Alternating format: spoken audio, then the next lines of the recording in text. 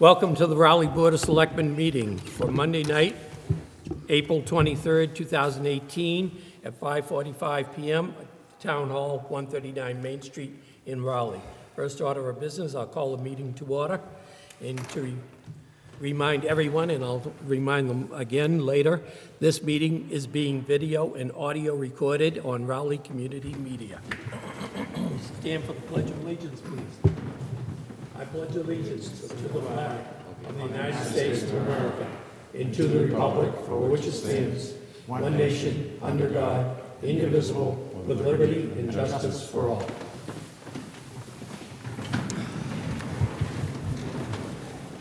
Okay, we are going into executive session, and I have to get my glasses.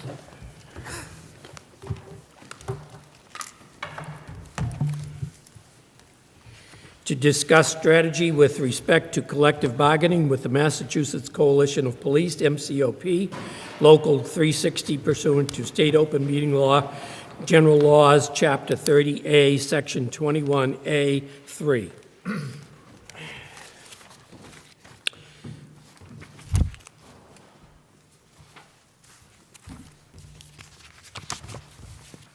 The chairman calls for a motion to go into executive session for the following purpose: to discuss collective bargaining strategy pursuant to the State Open Meeting Law, General Laws, Chapter 30A, Section 21A3, Massachusetts Coalition of Police, MCOP, Local 360, because an open meeting may have a detrimental effect on the bargaining position of the Board of Selectmen, and to return to open session. A selectman makes the motion, second by another member. Give you that motion, Mr. Chairman. Second. Motion has been made and seconded. The chairman calls for a roll call vote. Hi, Robert Snow. Aye, Joseph Perry. Hi, Cliff Pierce. Hi, Dave Peterson. Hi, Bob Mary. Okay, we're in executive session. We're back in a regular session, and I'm going to make a change in the agenda, and we're going to new business. And under new business, number one, we have the memorandum of agreement between the Mass Coalition of Police, Local 360.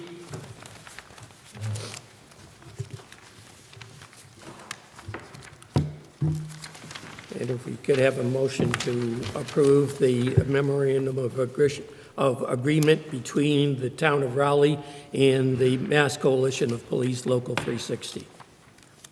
Give you that motion, Mr. Chairman. Motion has been made and seconded to approve the agreement between the town of Raleigh and the Mass Coalition of Police, Local 360. All those in favor say aye. Aye. Aye.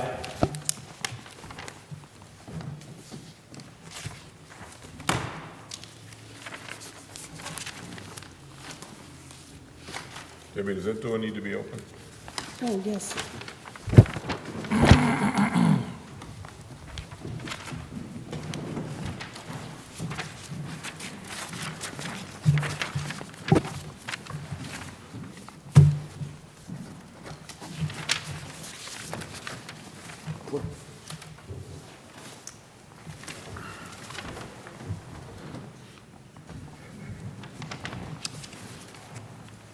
Okay.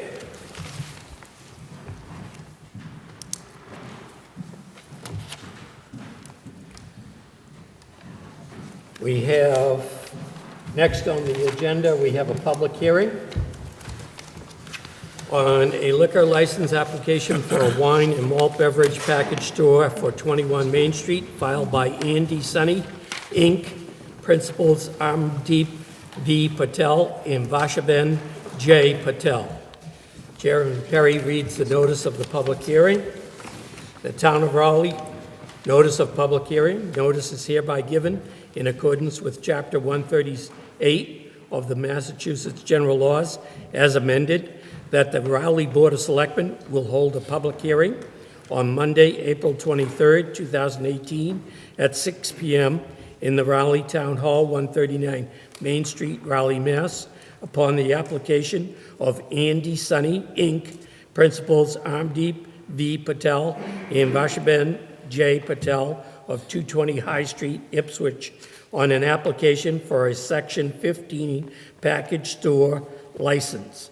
Business is located at 21 Main Street, consisting of a 2,144 square foot building. Anyone wishing to comment should attend this hearing. Written comments will be accepted. Joseph Perry, Chairman, Raleigh Board of Selectmen, April 13th, 2018. This was in the Daily News.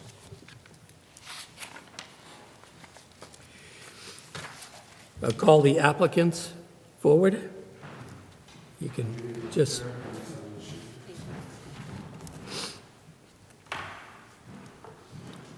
I don't know if he's gonna be on the mic, is he? Might be better The up there. microphone Yeah, is right sure. there.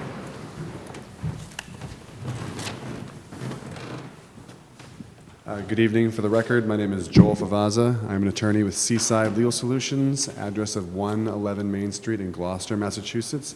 I am here on behalf of Andy Sunny Incorporated. The principals of Andy Sunny should be here shortly. We spoke this afternoon. They confirmed they were going to be here, so hopefully they arrive as I'm speaking. That being said, in your packet, you'll see it's a request for a transfer of an existing malt and wine license currently owned by EZ LLC. They've since closed their store.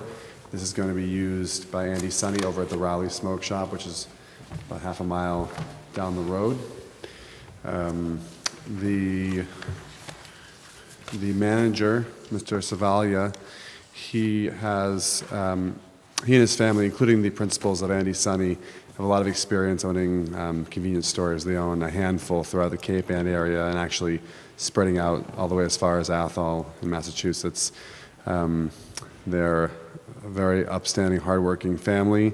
They've done very well for themselves, picking up convenience stores and making them nice, clean, reputable establishments. This is a natural fit for the Raleigh Smoke Shop. They've actually had the people from EZ bring over their coolers. They have this really nice built-in cooler system, and they actually, as part of the transfer application and the purchase and sale agreement, bought the coolers along with it, and those have been retrofitted into the smoke shop already and are a week or two out from completion. So at this point, they're waiting for the application to hopefully be approved, then okayed by the state, and then they should be ready to go. You'll note in the floor plan that the store has one main entrance and exit, so there's a sole point of entry and exit for customers. There are, of course, emergency exits out the back. However, to get to those, you have to get past a door that is within eyesight of the main counter. And the floor plan is labeled proposed floor plan. Right now, there are some large cigar shelves that are actually being moved toward the back of the store so that there'll be a clear line of sight from the cashier to the entire cooler case for the alcoholic beverages. The low shelves will remain in the center when you first walk in, so that way whoever's working the cash register will be able to see the exit, will be able to see the display cases, and will be able to see the wine and beer all from one location. We did have some concerns, and one of the, from the Board of Health, the Health Department is concerned about the policies, procedures in place for checking identification to verify a purchaser's age before sale. In 2016 and 2017, Raleigh Convenience sold tobacco products to minors. The proprietors did attend a Board of Health meeting after the first violation to discuss the issue. Attached is the outline they provided regarding internal procedures to prevent the situation from happening again. I have included the information regarding the 2 compliance check violations for the sale of tobacco to minors conducted by the Health Communities Tobacco Control Program, who works with the Board of Health at a local level. So, Mr. Chair, I had not been made aware of that prior to tonight. What I would say in response is that I think one of the reasons you'd be able to kind of rest assured that this won't happen with the sale of alcoholic beverages is that they are bringing in Mr. Savalia, who's has experience in convenience stores with liquor sales in them, and he'll be the one managing the license, and so he'll be able to bring some expertise from his experience successfully running other convenience stores with a beer and wine component to it. Again, I apologize, my clients have not made it here. I have a fear they may think it was 6:30, just based on something I overheard in the office today. That being said, I'd certainly be willing to speak with them and provide you something if that was the vote was going to hinge on providing some assurance that satisfied the chair or this board that what's happened in the past regarding the tobacco sales will not be happening with the alcohol sales. That's certainly something I'll be able to discuss with my client if necessary. Any questions, comments? I also, from the Kirk Baker, the town planner, I have reviewed the submitted application materials for a beer/wine retail store to be located at 21 Main Street. Excuse me.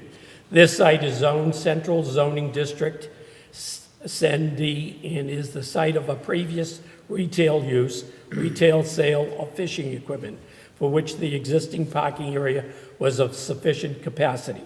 Per the building inspector, the proposed change between retail uses does not qualify as a change of use in the Central District, does allow by right the operation of a small retail sales establishments.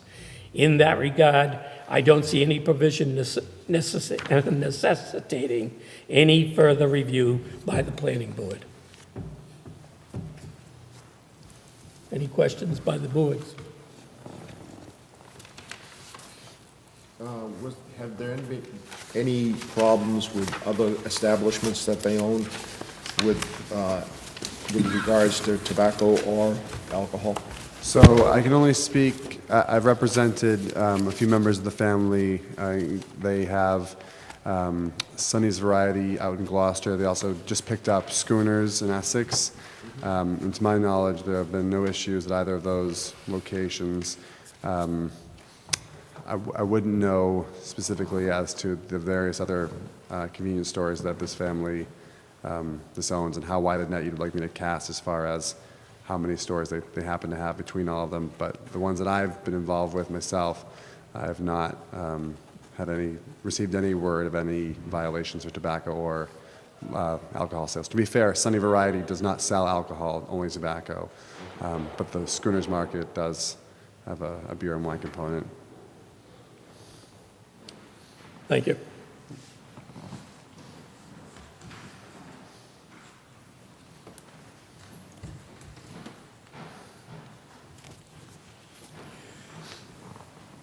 Is there anyone present at the meeting who would like to speak on the application? Members of the Board of Selectmen? If the board is satisfied with the application and there are no further questions of the applicant, the chairman can call for a motion to close the public hearing. Give me that motion, Mr. Chairman. Second. Motion has been made and seconded to close the public hearing. All those in favor say aye. Aye. After the board closes the public hearing, the board discusses the application and votes. Any discussion? I have no problem with it. I have no problem. Motion? I'll give you a motion to approve the application. Second. Motion's been made and seconded to approve the application. All those in favor say aye. Aye. Aye. Good luck. Thank you. Good luck.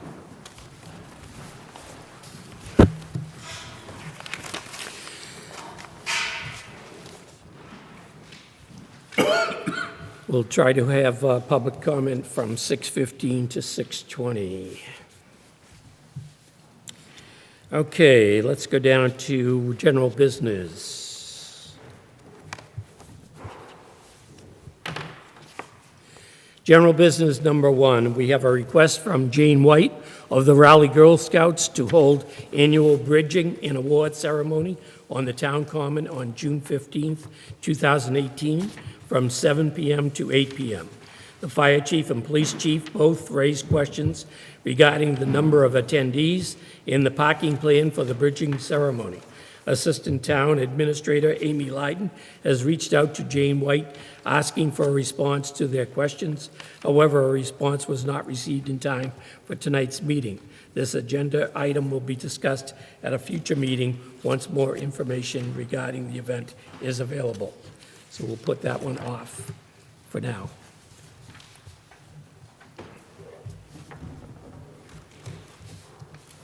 And reschedule that for another meeting. Okay, we have general business number 2. We have a revised request from the Parks and Recreation Committee to hold T-ball practices and games on the town common. At the April 9th, 2018 meeting, the Board of Selectmen voted to grant permission for the town common to be used for T-ball Mondays through Thursdays, beginning April 10th and ending on June 24th. T-ball practice and games will also take place on Fridays during that period of time, April 10th through June 24th. The Board of Selectmen should vote to amend its previous vote to include permission to use the town common for T-ball on Fridays. I give you a motion to approve that amendment. Second. Motion has been made and seconded to amend our previous vote to allow T-ball on Fridays. All those in favor say aye. Aye.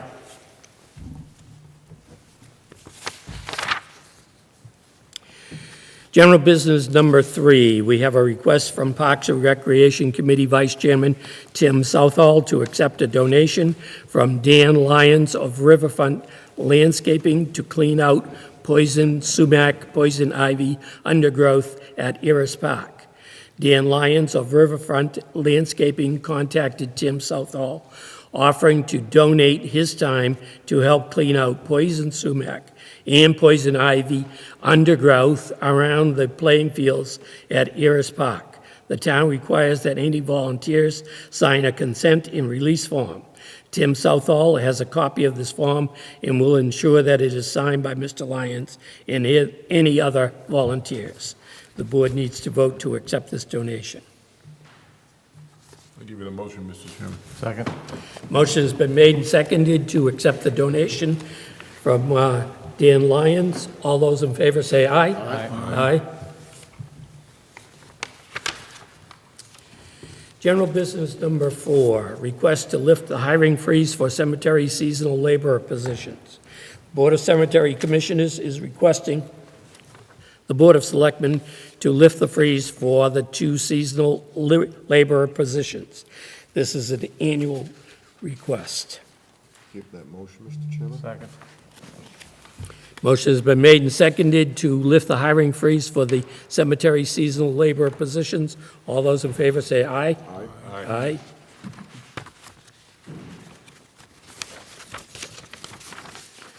We have a request from the Friends of the Library to place signs promoting the annual book sale on town property and a banner on the town common backstop. The Friends of the Raleigh Public Library are holding a book sale in May to raise funds for the library. They are requesting permission to put several signs on various town properties and a banner at the town common. The signs will be the same size signs as used last year. They are 24 inches by 18 inches, red with white print. They would be located in front of the library on Main Street, in front of the town annex on Central Street, in front of the water department on Central Street, on the island at Route 133 and Bradford Street, on the island at the beginning of Railroad Ave, on the island in the driveway at Eris Park. The Friends of the Raleigh Public Library are asking to be granted permission to put up the signs and banner this year from April 29th to May 6th. They are also asking for a blanket permission to post the signs every year the Sunday before the book sale. Give me that motion, Mr. Chairman. Second. Motion has been made and seconded to approve the request from the Friends of the Library to place signs promoting the annual book sale on town property. All those in favor, say aye. Aye. Aye.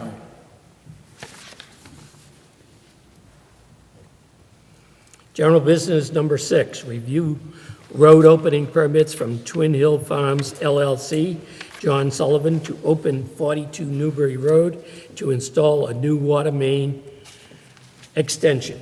A road opening permit was signed off by the staff for the location listed above.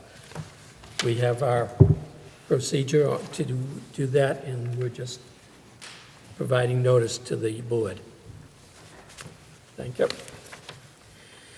General business number 7, we have a letter of resignation from Planning Board Associate Member Gene Petrillo.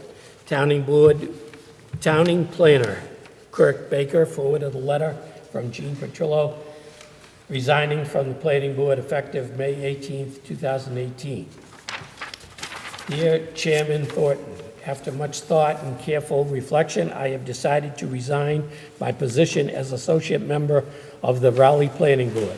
Due to the increased family and personal responsibilities, I feel I cannot continue in my position. I will be leaving my position effective May 18th, 2018. I want to thank the Planning Board for allowing me to be an associate member for all these years.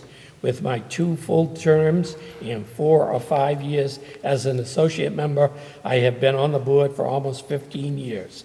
I've enjoyed my many years with the wonderful board. I also want to thank the Board of Selectmen for appointing me as associate member. I hope I have measured up to their trust in me. Thank you to the board. Sincerely yours, Joan Petrillo.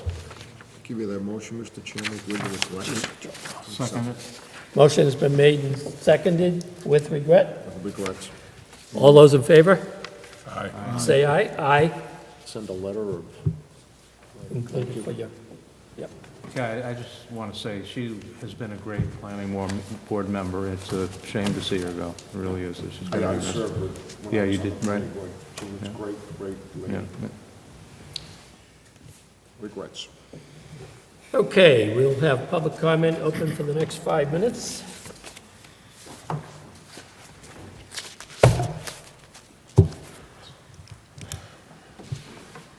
Okay, let's go to old business, number 1.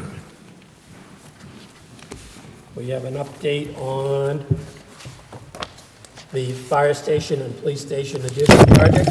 The guardrails are up on the roadway to the ball fields. This week, the contractor will continue working on the following: excavation of the stormwater infiltration bases, excavating the foundations, pouring concrete foundations for both buildings, installing the underground plumbing, and installing the underground electrical. Dave, comment?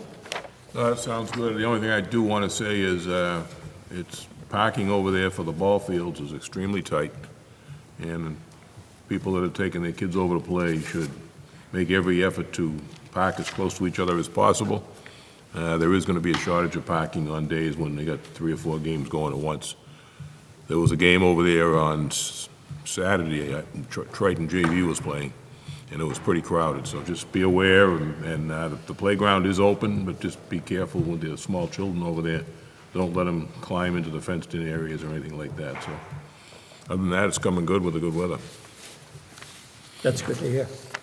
Any other comment?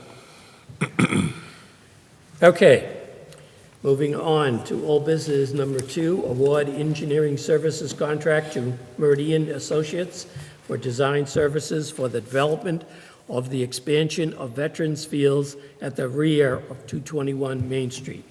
We revised the scope of work and solicited 4 new quotes for engineering services to design of the expansion of the playing fields at rear of 221 Main Street. 1 response was received from Meridian Associates for $31,500.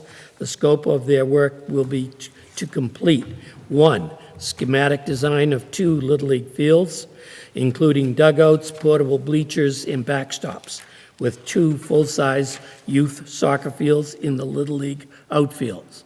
The schematic design will also include an expansion of the existing gravel parking lot located at 215R Main Street, adjacent to the Pine Grove School. Number 2, design and engineering for one of the Little League fields for Phase 1 of the project. Number 3, specifications for the procurement of irrigation and well installation companies. Number 4, wetlands delineation. And number 5, permitting. We are asking the Board of Selectmen to award the engineering services contract for the expansion of Veterans Field to Meridian Associates in the amount of $31,500. Mr. Chairman, Mr. Peterson. keep in mind that $31,500 is out of the CPA funds that were allocated a few years back. There's about $220,000 in the account right now. This $31,500 will come out of that. And it's in the process, and we hope to have enough money to at least design and build one Little League field, as well as have the schematic designs for the rest. We may need to go back for more money depending on what those construction costs are gonna be. But once again, with the good weather here, and we've met with Meridian, and they're moving ahead on the design process, so hopefully it'll move fairly quickly at this point. Very good. Okay. So we Make a have, motion, Mr. Chairman, to award oh, yes. the contract to Meridian Associates for $31,500. Motion has been made and seconded to award the engineering services contract to Meridian Associates for $31,500. All those in favor say aye. Aye. Aye. Okay, I think we can get into the new business area. And we have taken care of new business number 1. Number 2, approve the assignment of contract from Crack Sealing, Inc. to Seal Coating, Inc. Last year, Crack Sealing, Inc. was awarded the Highway, Roadway Materials and Services contract for Item 6, Fiber Reinforced Crack Seal. We received a letter that Crack Sealing, Inc. has entered into an asset purchase agreement with Seal Coating, Inc. of Braintree. As part of the terms of the agreement, all Crack Sealing, Inc. active customer contracts are being assigned to Seal Coating, Inc. Highway Supervisor Patrick Snow has reviewed the letter from Crack Sealing and has recommended that the Selectmen approve the assignment of this contract to Seal Coating, Inc. The Selectmen must vote on whether to accept the assignment of the highway contract to Seal Coating, Inc. and to authorize Chairman Perry to sign the enclosed letter. If approved, a contract extension will also be sent to Seal Coating, Inc. for work to be completed in 2018. Give it a motion, Mr. Chairman. Second. Motion has been made and seconded to approve the assignment of contract from Crack Sealing, Inc. to Seal Coating, Inc. All those in favor say aye. Aye. Aye.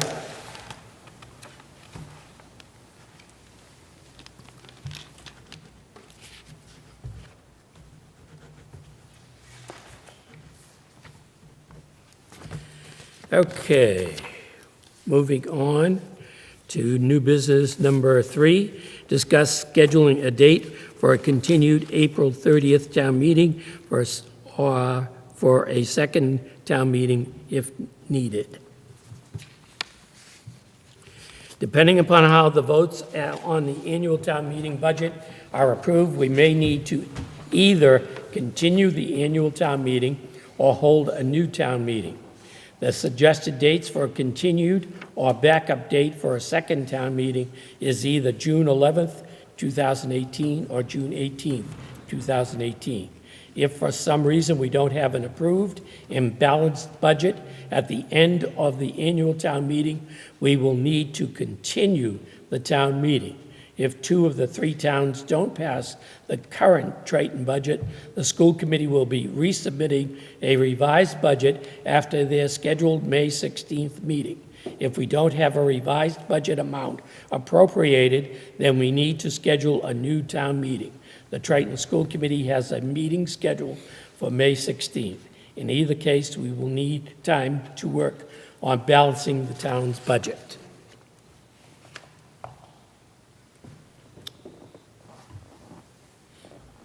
What are those, what day of the week are those two dates? Mondays. What? Mondays. Monday? Successive Mondays Okay. brings you to, you still have one more Monday left in June after Does that. June 11th give you enough time to do? There is one note, the accountant is going to be away that day, and if I need her at town meeting, she won't be available June 11th. So you'd rather have June 18th? I would prefer it, it's up to the board, but Yeah, I'll make a motion, to make it June June 18th. 18th if nobody Yeah, objects. June 18th. June 18th. The motion? Okay with you, Bob? Yeah, that's a motion. Second. Motion has been made and seconded that if we need it, we will schedule the meeting for June 18th, you. 2018.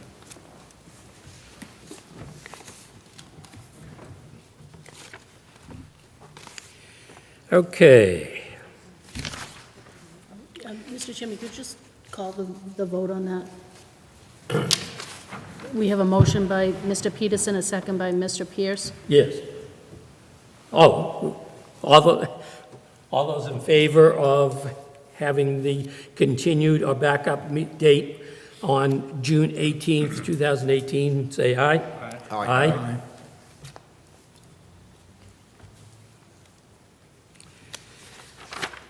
New business number 4, to assign motions for the 2030, for the April 30th, 2018 annual and special town meetings. The board needs to divide up the motions for all of the Board of Selectmen articles on the annual and special town meeting warrants. Attached are copies, and we'll go through those, not on the warrant, but must be moved. A special town meeting to suspend the reading of the warrant, authorizing non-resident town department heads to speak and during the town meeting, and the annual town meeting to suspend the reading of the warrant, authorizing non-resident town department heads to speak and adjourning the town meeting. And as chair, I would like to handle those. Like the what? I will, as chair, I would take care of doing the suspending the reading of the warrant and the authorizing the non-residents and adjourning of the town meeting. Okay, and Mr. Chairman, your warrant is actually with your 7 o'clock appointment, so Okay. usually we go through each article, take some time to do this, Yep, so I don't know if you want to do that now or wait till later. On the way till, yep. Okay. So if that's agreeable too. So I have you Vote down on- for those three I'll on take care both of those. annual, yes, but then we have a lot of other motions. Right. Okay. How we doing? Larry, you're on.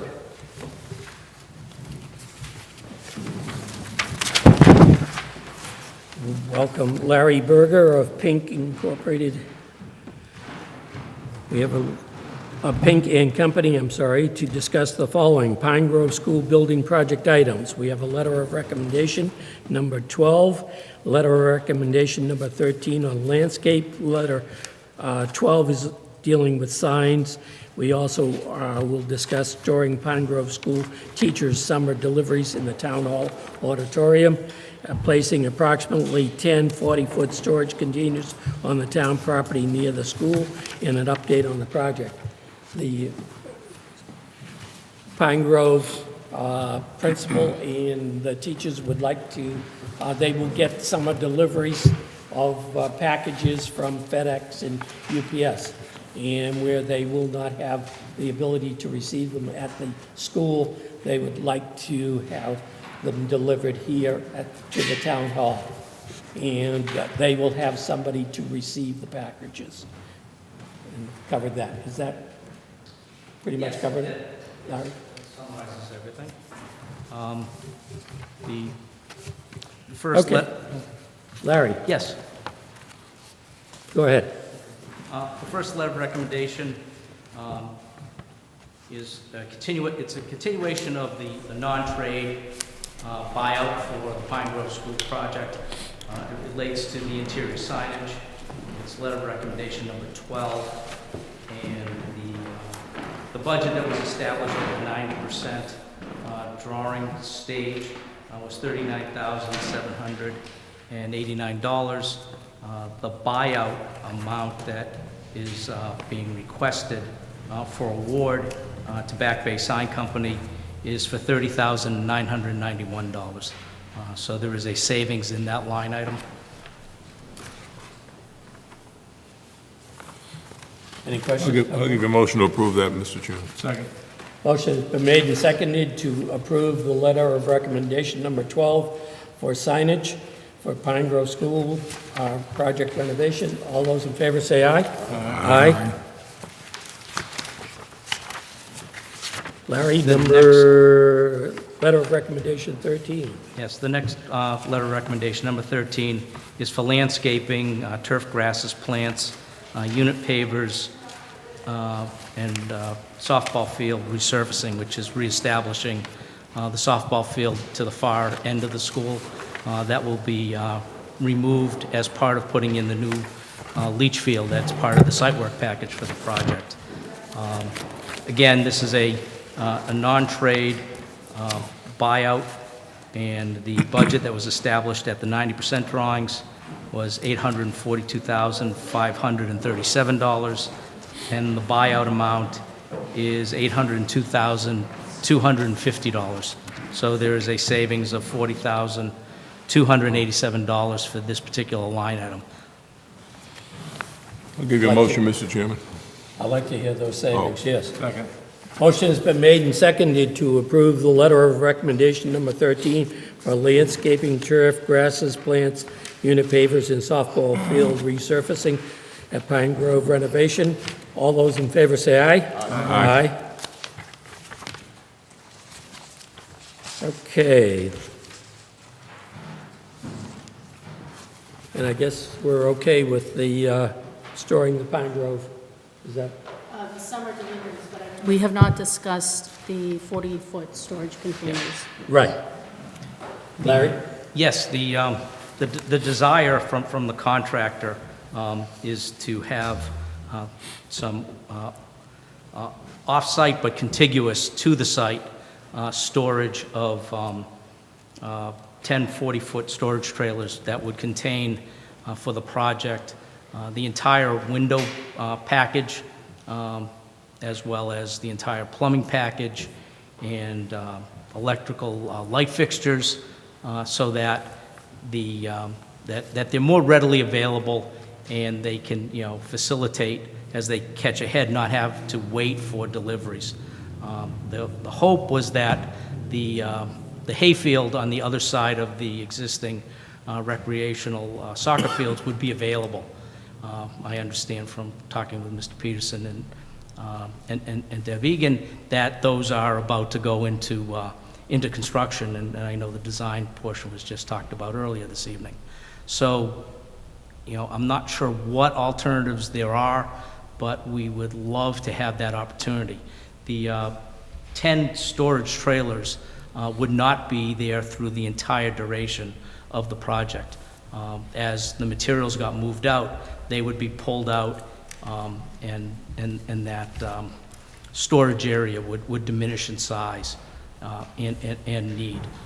The site itself will hold some storage for the ongoing day-to-day, but the big packages that are being assembled and about to be delivered, or we want to be delivered, we're hard-pressed to find storage and immediate storage. And what that would mean is that we'd have to break the packages down, off-site storage, and then truck them in. And one of the things we want to do is eliminate the amount of ins and outs to that site.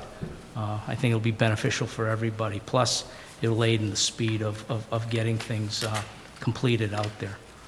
We've made good progress in this past week with the kids not in school, and we're just hoping to build upon that.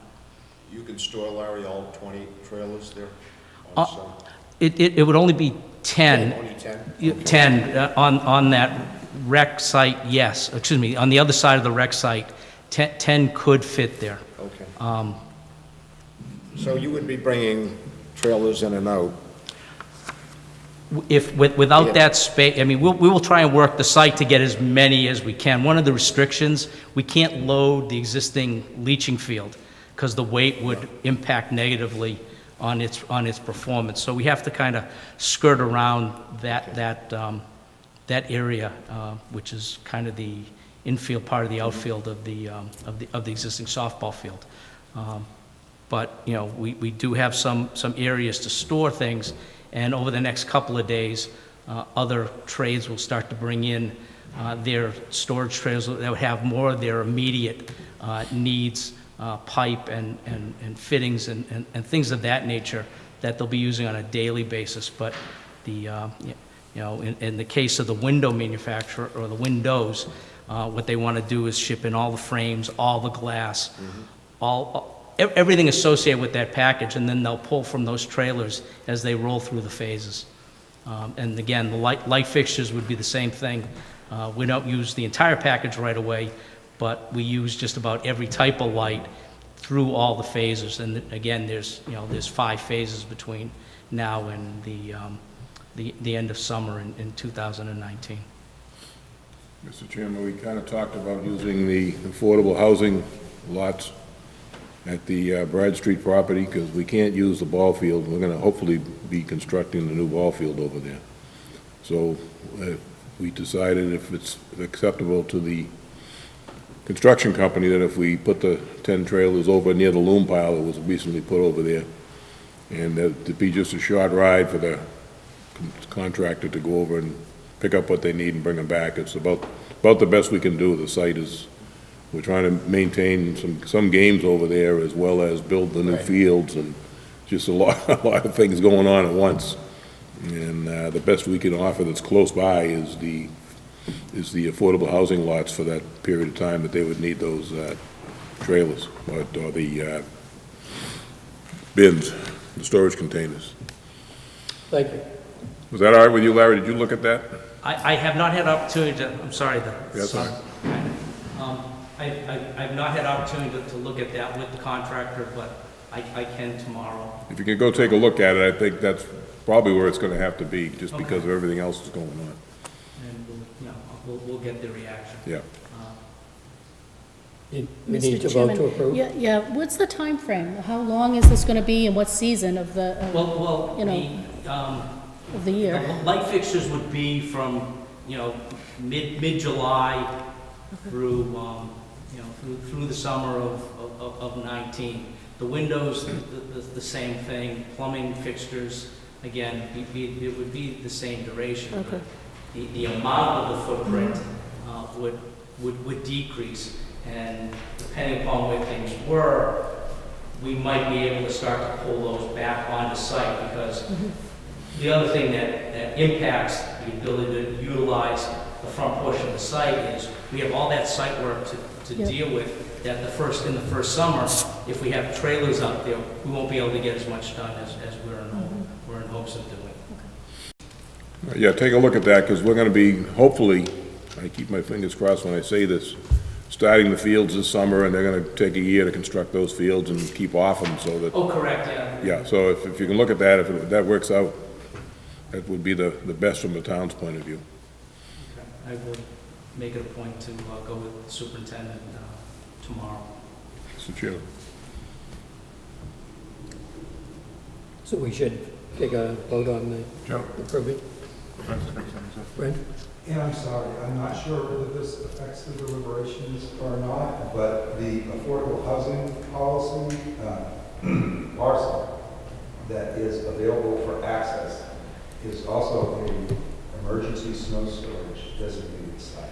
So I'm not sure if this would possibly have an effect upon that, as well as you need to clearly leave a defined traffic corridor for your construction activity with ball fields, as well as counting on an area that those doors on those containers, I think usually they're dual. Some of them have dual doors, sometimes they have single hinge ones or whatever. They may need a significant amount of clearance in order to open and close. So there's a little bit of traffic flow considerations and seasonality to competing uses that are currently employed on that FYI. Or I think we'll just, put them as close as we can together in one area, and then maybe the highway surveyor can go over and take a look and make sure that they don't I would think they would interfere. be the dual door, but I understand what you're talking about, yes. And they're gonna be Which is opening- at least 10 feet. Each leaf Yeah. would be require a 10-foot. And they're gonna open and close on it during the day and then be closed at night anyway, right? So they're not gonna leave them open. No, not at all. In fact, they'll be, if they're that far off-site, they will be open, materials removed, and then locked back up. Well, maybe if you go over and the contractor's agreeable, maybe contact the town administrator, and she can set up something with the highway department, and have Joe go over, I'll go, one of us would be more than willing to go over, and make sure that, they're put in a spot where it's least of a problem. And yeah, there's a big loop, big traffic loop to come in and out of there, along with, we're gonna use that field for access to the construction of the ball fields, because the parking lot behind Pine Grove is gonna be closed off, so, for the summer. So, everything is trying to be coordinated. We'll do the best we can. We'll make it, one way or the other. No, I think everybody. It'll work out. As they look at what the constraints are. I Yeah. apologize if it's some. That's all right. When we look at the constraints, we'll come up with something. Yeah. Okay. The site would improve in the second summer. Right. Because a fair amount will be done this first summer. But I definitely would have it looked at in terms of, potential need for snow storage should we get severe winter, and the access and out there. I'll give you a motion, Mr. Chairman, to approve putting them over at that site pending coordination with the highway surveyor and whoever else from the town. Second. Motion's been made and seconded to approve the 10 trailers with recommendations from various areas. All those in favor say aye. Aye. Aye. Do you have an update? I most certainly do. Okay. We had a good first week. We started last Saturday, and the duck bank was one of the first pieces of work. We were able to make the tie-ins to the utility pole. We relocated. Larry, can you maybe talk into the microphone? I realize the sun, Yeah, just trying to. he's gonna adjust it for you. Sure. He's-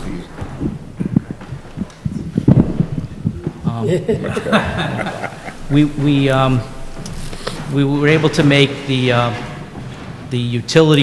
underground utility runs to one new utility pole that was set by Raleigh Municipal Power. That's at the immediate entrance, and then a little south of there, we came in with new conduits for the telephone and data on an existing pole, and the duct bank is in and concreted all the way to the location of the transformer pad. Transformer pad will be poured later this week, and they are starting to continue that work to the all-purpose room. Inside the building, the asbestos-containing materials have been abated in the all-purpose room, and they are fully removed of their equipment, both the all-purpose room and the kitchen, and they're currently cutting the floor and to start installing new underground utilities in the kitchen, and they'll be working on a similar operation in the all-purpose room after the floor is GPR'd, which is ground-penetrating radar, to locate the turnbuckles that tie the building together. They cannot cut through them, so the new conduits to the new electrical room need to run underneath. On Saturday, the pavement, which extends from the rear parking area at the what will be the second entrance or the primary entrance for the bus loop, that was installed all the way to the last set of doors for the convenience of the town hall meeting, as well as to aid with facilitating the deliveries for the cold lunch program. Thank you very much. I appreciate that. That is in place. So we'll have a drop-off. We'll be able to get to the gym doors for a drop-off for handicap. Correct, on hard pavement. It's not stone, it's not gravel, it's asphalt. Excellent. Thank you very much. You're welcome. Any questions? Thank you, Larry. Oh, you're welcome, and thank you.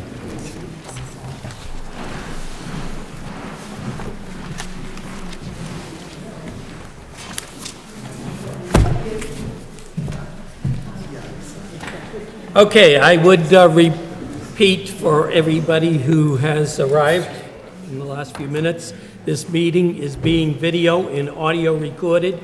It is not televised live, but it will be shown on Raleigh Community Media at some other date. We have a 6:45, wow, a 6:45 appointment with the Conservation Agent, Brent Bazelak, to discuss the draft of Mahaffey Farm Conservation Restriction. Honorable Chairman Perry, the Conservation Commission recently completed their review of the proposed conservation restriction, CR, to be held with Essex County Greenbelt Association for the Mahaffey Farm at 179 Newbury Road. Town Council participated in the review.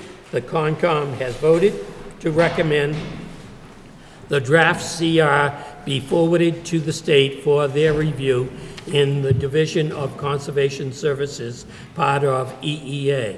I would like to present to the Board of Selectmen the portions of the documents which have been a focus of concern in past discussions. Specifically, page 8 of the CR section B, number 13, parking area, and page 11 and 12, section VB, access by the public trails, and memorandum of agreement, page 1, section A, number 2, and number 3. Thanks for consideration of this request. Brent, do you want me to read those areas, or? Take a moment. Thank you very much, Brent Bazelak, serving as conservation agent in the town of Raleigh. And I've presented you the complete documents in an effort to have full transparency so you can carefully review the entire document. But again, the focus has been on parking trails and those considerations. And so I've highlighted, presented you a document that has those areas highlighted.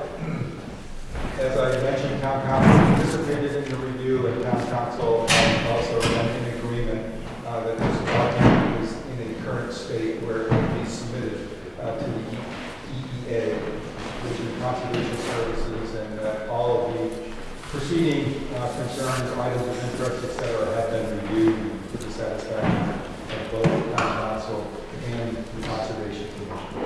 And we're requesting the one to appear before you, and request your also consideration that we might forward this document on to receive comments from the state, which will bring it back to us, and we will then have a review where hopefully we will get to a stage in the process where both Conservation Commission and the Board of Selectmen can be confident in signing after we address whatever items that the Division of Conservation Services may highlight.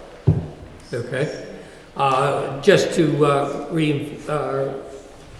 remind the board on the areas that you bring up in your memo, we talked about on page 8, number 13, the parking area. The grantees may develop and maintain one parking area directly abutting Newbury Street to park up to 4 cars and to provide access to the public trail as defined below, provided said parking area shall not be surfaced with impermeable material.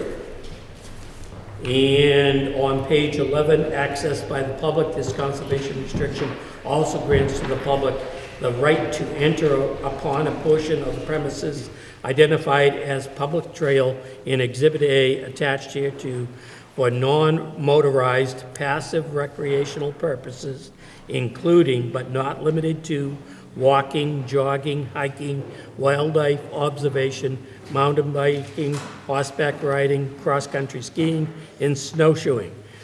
The grantor and their successors and assigns shall permit the continuance of such entry by the public, provided that in connection therewith, 1, any such activity shall be limited to daylight hours only unless grantor provides permission for an exception. 2, all such activities shall be confined to the limits of the public trail. 3, dogs shall be leashed at all times. 4, no motor vehicles of any kind shall be permitted. 5, no hunting, trapping, or discharge of firearms shall be conducted. 6, no dumping, waste disposal, or littering of any kind be allowed. 7, no activity of a commercial nature be allowed. And 8, the public shall adhere to such reasonable rules and regulations as the grantor or grantees may establish and post from time to time regarding the access provided in this paragraphs. Grantor or grantees may temporarily close the public trail from time to time as may be necessary in order to conduct property and trail maintenance, forestry, and agricultural activities, and other reserved rights that may be incompatible with public use. The grantor hereby reserves the right to alter the locations of established trails after consultation with the grantees and with the grantee's approval, provided that as so relocated, neither the conservation values of this conservation restriction nor access to and passage through the premises is materially impaired. To the extent permitted by law, the grantor and the grantees hereby expressly disclaim any duty to maintain the premises or warn persons who may enter upon the same. Pursuant to Mass General Laws, Chapter 21, Section 17C, neither the grantor nor the grantees is liable to any member of the public for injuries to person or property sustained by such person while on the premises in the absence of willful, wanton, or reckless conduct. I have a question, Mr. Chairman. Mr. Peterson. On number 13, for the parking area, it says the grantees may develop. And I'm just concerned that later on in the agreement, it says that the Greenbelt can, or the grantees can develop the parking area if they don't within whatever the time frame is. My concern is that I would like to have the grantees develop the parking area and not the town. It gives us $5,000, but we have to get involved in bidding and minimum wage. Memorandum of agreement. Yeah. What page are you on? Okay, that's a separate document, and it will be page 1, and number 2 on the first page. And the memorandum of agreement is incorporated into the CR and becomes part of the recording. And it starts off, accept the sole responsibility for design, permanently install and unpaid parking area on the premises no later than December 31st, 2019. Well, my concern is that if they don't do that, it says the town, they'll grant the town $5,000 to do that work. And my argument is I don't want the town doing that work. I would like the agreement to say the grantee shall do it. If the town has to do it, number one, the town administrator's got to do a lot of work for bids. We have to pay the state wage rates. Whereas if the grantee does it, they can do it at their however they want to get it done. That's my concern, is that I don't want a year from now us coming back and saying, well, wait a minute, the parking lot isn't built, they didn't do it, and we have to do it. Even though they're going to give us $5,000. Yeah, well, and actually that, in a sense, that's sort of a detrimental clause to Essex County Greenbelt. They do not want to, more than likely do not have funding to specifically do that. It's kind of just put in there to have there be some kind of option in case there are circumstances beyond everyone's control, but they have a property manager and they have property management staff who do this. Yeah, I just want to make sure we're clear that it's their responsibility, and we don't want to see it coming back to us a year down the road or whatever. Okay. It's meant to be an undesirable option in that puts the onus on this is kind of made out. And they do that on a regular basis for their other properties, so there's, you know, within the crystal ball that gives us, you know, that tells us what's. No, I understand, I just want to make sure it's clear, and I know Greenbelt is here, so I just want to let them know that that's one of our concerns. I have no problem with it otherwise, so it should be fine. Any other comments?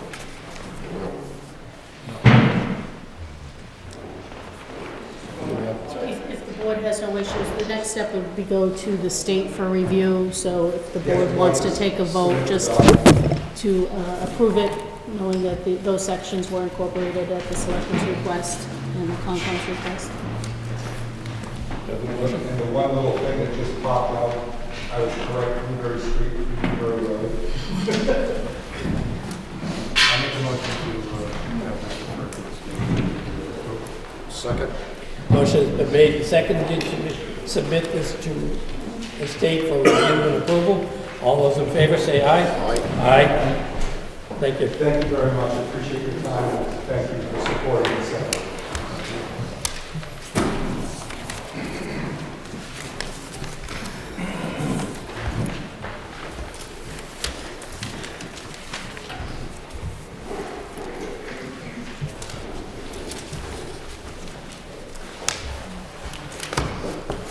Okay.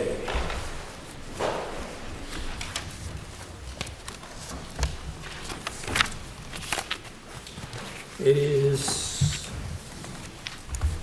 very close to 7 o'clock.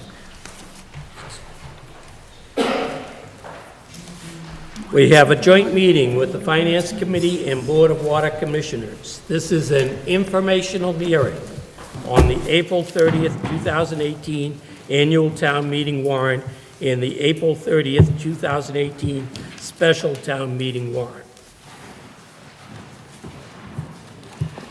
Chairman Perry calls for a joint meeting of the Board of Selectmen, Finance Committee, and Board of Water Commissioners by order of a roll call vote of the Board of Selectmen.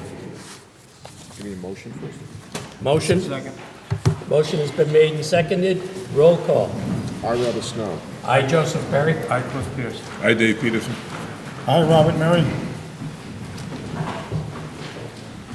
Chairman White. I call for a joint meeting of the Finance Committee, Board of Selectmen, and Board of Water Commissioners to order. I have a motion. I'll make the motion. I have a motion, and I have a second. All in favor, signify by a roll call vote. Aye, Larry White. I, Sharon Emery. I, Paul Jalbert. Hi, Dennis Roy. Call the meeting of the Water Board to order.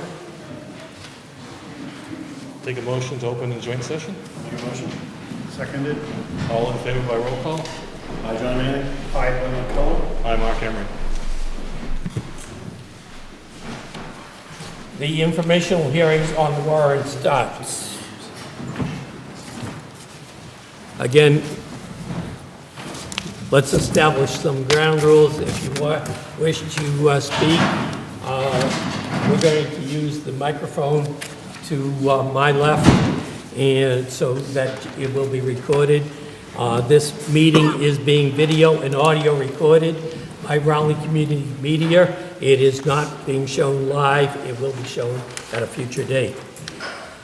Please state your name and address when you speak. If you're getting up to agree with somebody who has previously spoken and you're in agreement with what they have proposed, please do not repeat so that we can keep the meeting going and get through all of the items. Just say that you do agree. I do want people to be recorded if they wish on the by the video and audio recording, so that they will be a part of the recording for this session of the Board of Selectmen and the joint meeting with the Finance Committee and the Water Board. I hope everybody has picked up a copy of the warrants. We'll start with the warrant for the special town meeting. And again, if you just raise your hand and then come up to speak. Article 1 is to hear and act on reports of the committees and boards, which is our normal article. Article 2 is very important, could become important later on, to see if the town will vote to suspend the town meeting, in the town meeting, the application of section 19 and 20 of the town meeting bylaw pertaining to reconsideration of all money articles, such as suspension intended for specific purpose to balance the total level of funds raised and appropriated within the limitations of Massachusetts General Laws, Chapter 59, Section 21C, Proposition 2.5, so-called, and to give blanket warning hereby that any money article may, at the end of the meeting and after all articles have been acted upon, be moved for reconsideration in order to balance the total level of funds raised and appropriated within the limitations of Massachusetts General Laws, Chapter 59, Section 21C, or taking any other action relative thereto. It is important for everybody to understand that we have to have a balanced budget. We have to match our income with our expenses. That has to be balanced. And so if at the end of the town meeting we are not in balance, then there will be a further consideration, and we will have to rebalance the budget. So that may come into play, we don't know. Article 3, to see if the town will vote to transfer and appropriate the sum of $5,000 from line 157, unemployment, of Article 4 of the May 1st, 2017 annual town meeting to be added to line 9, selectmen's expense of Article 4 of the May 1st, 2017 to pay for the expenses incurred to hold the April 30th, 2018 annual and special town meetings. This article provides the funds to pay for our annual and special town meetings. Article 4, to see if the town will vote to transfer and appropriate the sum of $4,868 from free cash to cover the costs for the town's participation in the Merrimack Valley Planning Commission Pictometry Program. These funds will cover the costs for the town's continued participation in the Merrimack Valley Planning Commission's digital aerial photography, the Pictometry Program. Several town departments use this program as an aid in land use planning, locating utilities, locating wetland resource areas, and stewardship of the town conservation land. Article 5, to see if the town will vote to transfer and appropriate the sum of $3,000 from free cash to be added to Article 9 of the May 1st, 2017 special town meeting library door opener. This was inserted by the Board of Library Trustees in the May 1st, 2017 special town meeting, appropriated $6,000 for the purchase and installation of an automatic door opener at the library. The amount appropriated was not sufficient to cover the actual cost. Passage of this article will provide the library director with sufficient funds to complete this project. The automatic door opener will be installed at the side entrance to the library. The automatic door opener will assist many library patrons who have mobility issues in entering and exiting the building.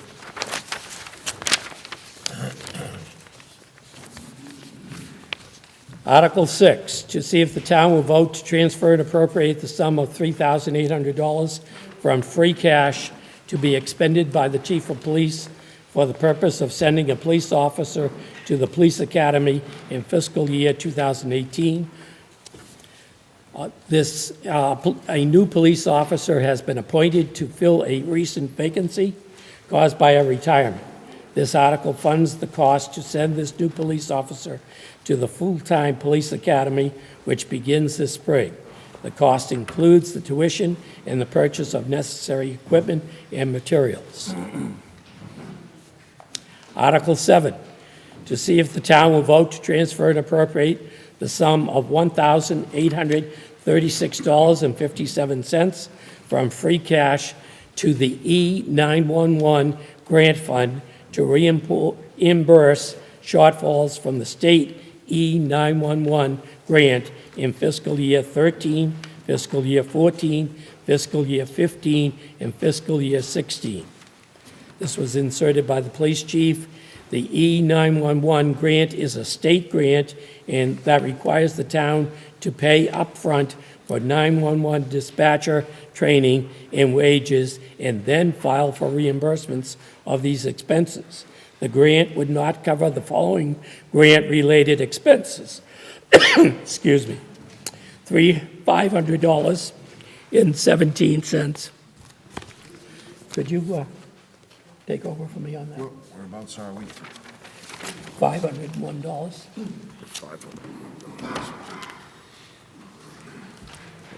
Okay, $501 in FY13, $270.78 in FY14, $416.86 in FY15, and 40 cents in FY16. Also, due to clerical error, $647.36 was debited from E911 grant in FY15, but should have been paid from the police department wage line.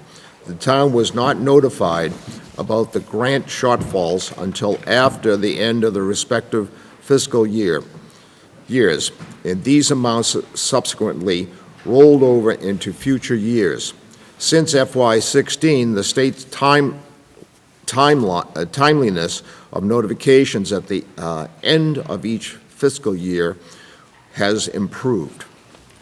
Article 8, to see if the town will vote to transfer and appropriate the sum of $19,729 from Article 7 of May 1st, 2017's special town meeting to line 61, Police Department wages, of Article 4, FY18 operating budget of May 1st, 2017 annual town meeting, and to transfer and appropriate the sum of $55,000 from line 14 collective bargaining reserve of Article 4 FY18 operating budget of the May 1st 2017 annual town meeting to line 61 police department wages of Article 4 FY18 annual operating budget of May 1st, 2017 annual town meeting for the purpose of funding the cost items of the first 2 years of collective bargaining agreement between the town meeting for the purpose of funding the cost items of the first 2 years of collective bargaining agreement between the town and Massachusetts Coalition of Police, Local 360, covering the period of July 1st, 2016 to June 30th, 2019, or to take any other action relative thereto, inserted by the Board of Selectmen. Okay. Should I go for the explanation or? No. Go on, next one. Yeah. Article 9, to see if the town will vote to transfer and appropriate the sum of $50,000 from free cash to be used by the tree warden for public shade tree cutting and maintenance, or to take any other action relative thereto, inserted by the Board of Selectmen and tree warden. Article 10, to see if the town will vote to transfer and appropriate the sum of $4,445 for free cash to Article 12 of the May 1998 annual town meeting landfill testing to cover the cost of testing the landfill this spring, or to take any other action relative thereto, inserted by the Board of Selectmen. Article 11, to see if the town will vote to appropriate $10,467.62 to pay part of the cost of new security and fire alarm systems for the Town Hall and Town Hall Annex, and fire alarm systems for the library, Highway Department, Plantation Drive, and current fire station on Hammond Drive, and determine whether this amount shall be transferred from unexpended amounts borrowed to pay costs of facilities upgraded under Article 9, Paragraph 2 of the May 5th, 2014 special town meeting, which amounts are no longer needed to pay costs of projects for which they were borrowed, or to take any other action relative thereto. Inserted by the Board of Selectmen. Okay. Go back. Thank you. Okay.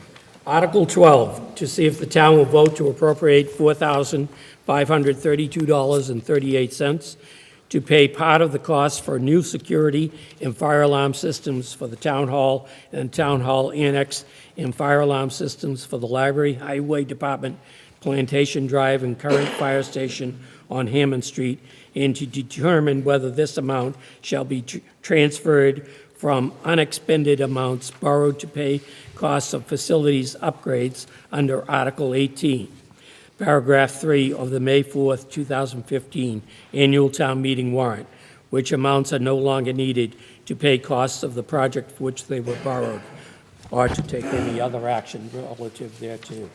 This was inserted by the Board of Selectmen.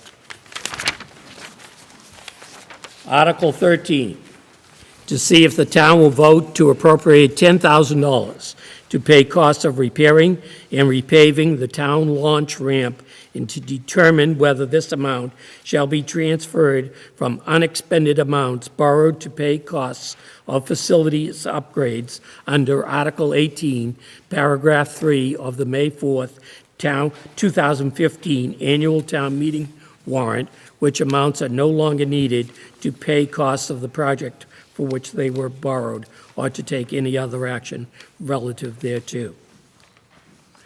Article 14, to see if the town will vote to appropriate $3,967.62 to pay part of the cost of replacing the carpet in the Board of Selectmen's office, and to determine whether this amount shall be transferred from unexpended amounts borrowed to pay costs of facilities upgrades under Article 18, Paragraph 3 of the May 4th, 2015 Annual Town Meeting warrant, which amounts are no longer needed to pay costs of the projects for which they were borrowed.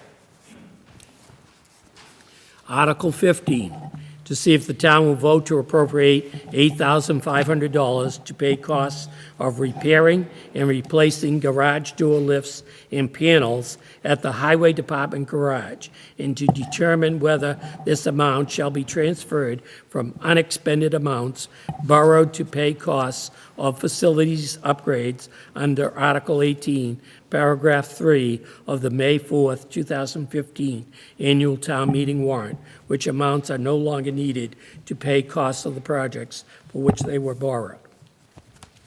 This is inserted by the Board of Selectmen. Article 16, to see if the town will vote to appropriate $2,723.29 to pay part of the cost of purchasing a trailer for the Harbor Master's 21-foot Boston Whaler patrol boat, and to determine whether this amount shall be transferred from unexpended amounts borrowed to pay costs of departmental equipment under Article 20, Paragraph 2 of the May 2nd, 2016 Annual Town Meeting warrant, and Article 23, Paragraph 3 of the May 1st, 2017 Annual Town Meeting warrant, which amounts are no longer needed to pay costs of the projects for which they were borrowed, inserted by the Board of Selectmen. Article 17, to see if the town will transfer and appropriate the sum of $156,500 from free cash to be expended by the following departments as listed below for the purpose of undertaking the following capital purchases and improvements.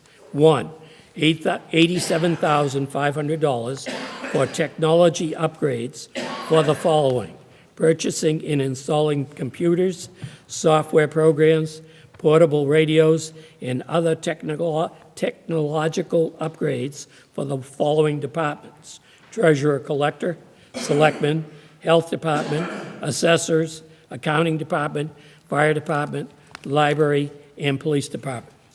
2, $36,400 for the purchase of departmental equipment as follows: trailer for the Harbor Master Patrol Boat, a line painter for the Highway Department, new furniture and window treatments for the Council on Aging, and protective clothing for the Fire Department. Number 3, $32,600 for facilities upgrades as follows: the purchase and installation of carpeting for the Selectman's office, new hardware for the Town Hall handicap door, and for the painting the Town Hall cupola and trim. Inserted by the Board of Selectmen. Article 18.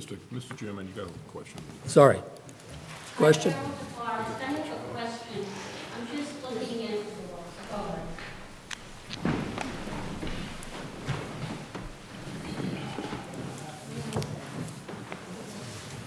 usually speak at places like this, but I was looking over the money that this town spends and it's ridiculous. So my question is, you want $32,600 and the carpet supposedly costs $9,000 to replace it. I don't know how big the room is, but I can imagine. I did my whole house for less than $7,000. So my question is, when we do this, do we get estimates on this, several estimates, or is just somebody come in and say, I'll do this for $10,000 and that's the bid we take? Mr. Chairman? I don't know how the town operates with that. Mr. Chairman? Because that seems like an excessive amount of money, $9,000 to install a carpet in the selectman's office. Mr. Chairman? Yes. Mr. Peterson. Yeah, what this is a part of the capital budget, and what happens is this money is appropriated for a number of things, including the carpeting. The carpeting includes not only the tearing up and installation of new carpeting, but we have to have a mover come in and move all the desks, all the As I all the had done in equipment, my house. move it out, and then move it back in again. Yes. So that But I ups the Please find listen that to the, excessive. please, don't interrupt. Let one person talk at a time. So that ups, Right. that ups that cost, plus we have to pay prevailing wage rates, which you don't pay when you have work done in your house, so that puts the price up. So I On top guess- of that, that article includes repainting all the town hall trim, which is in No, very, my very question- poor condition, as Excuse well me. as the cupola, which is starting to peel. I understand that. My question was the $9,000 for carpeting. It goes out to bid, we have to put that out to bid, so the low Okay, bidder will because that get. just seemed excessive to me. Okay. Thank you.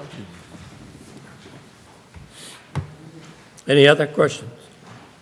Okay.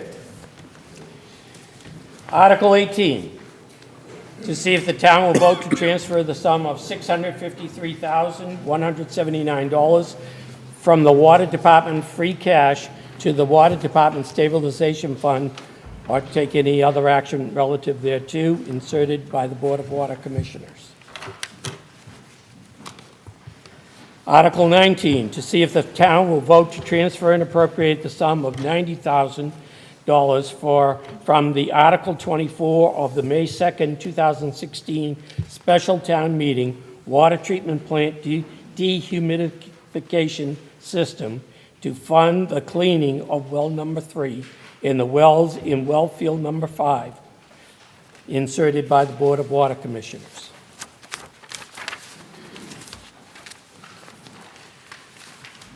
Article 20, to see if the town will vote to transfer and appropriate the sum of $22,000 from Article 24 of the May 2nd, 2016 special town meeting water treatment plant dehumidification system to Article 16 HVAC system for 401 Central Street of the May 1st, 2017 special town meeting to be used for the purpose of purchasing and installing an HVAC system at the Water Department Administrative Building at 401 Central Street, inserted by the Board of Water Commissioners. Article 21, to see if the town will vote to transfer and appropriate the sum of $20,000 from Article 24 of the May 2nd, 2016 special town meeting water treatment plant dehumidification system for the purchase and installation of insulation for the water treatment plant process pipes. This was inserted by the Board of Water Commissioners. Article 22, did you have?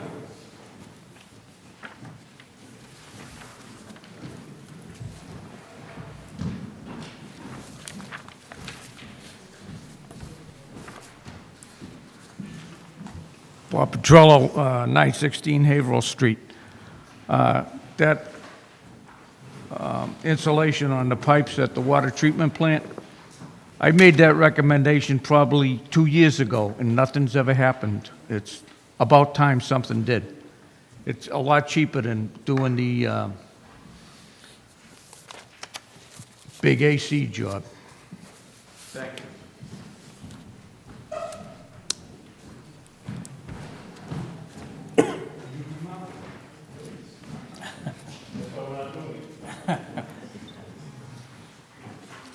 Article 22, to see if the town will vote to transfer and appropriate from the PEG Access and Cable-Related Fund the sum of $2,500 for expenses to support the cable television PEG access services and programming and for renewal of the cable franchise licenses, including any associated expert and legal services, inserted by the Board of Selectmen.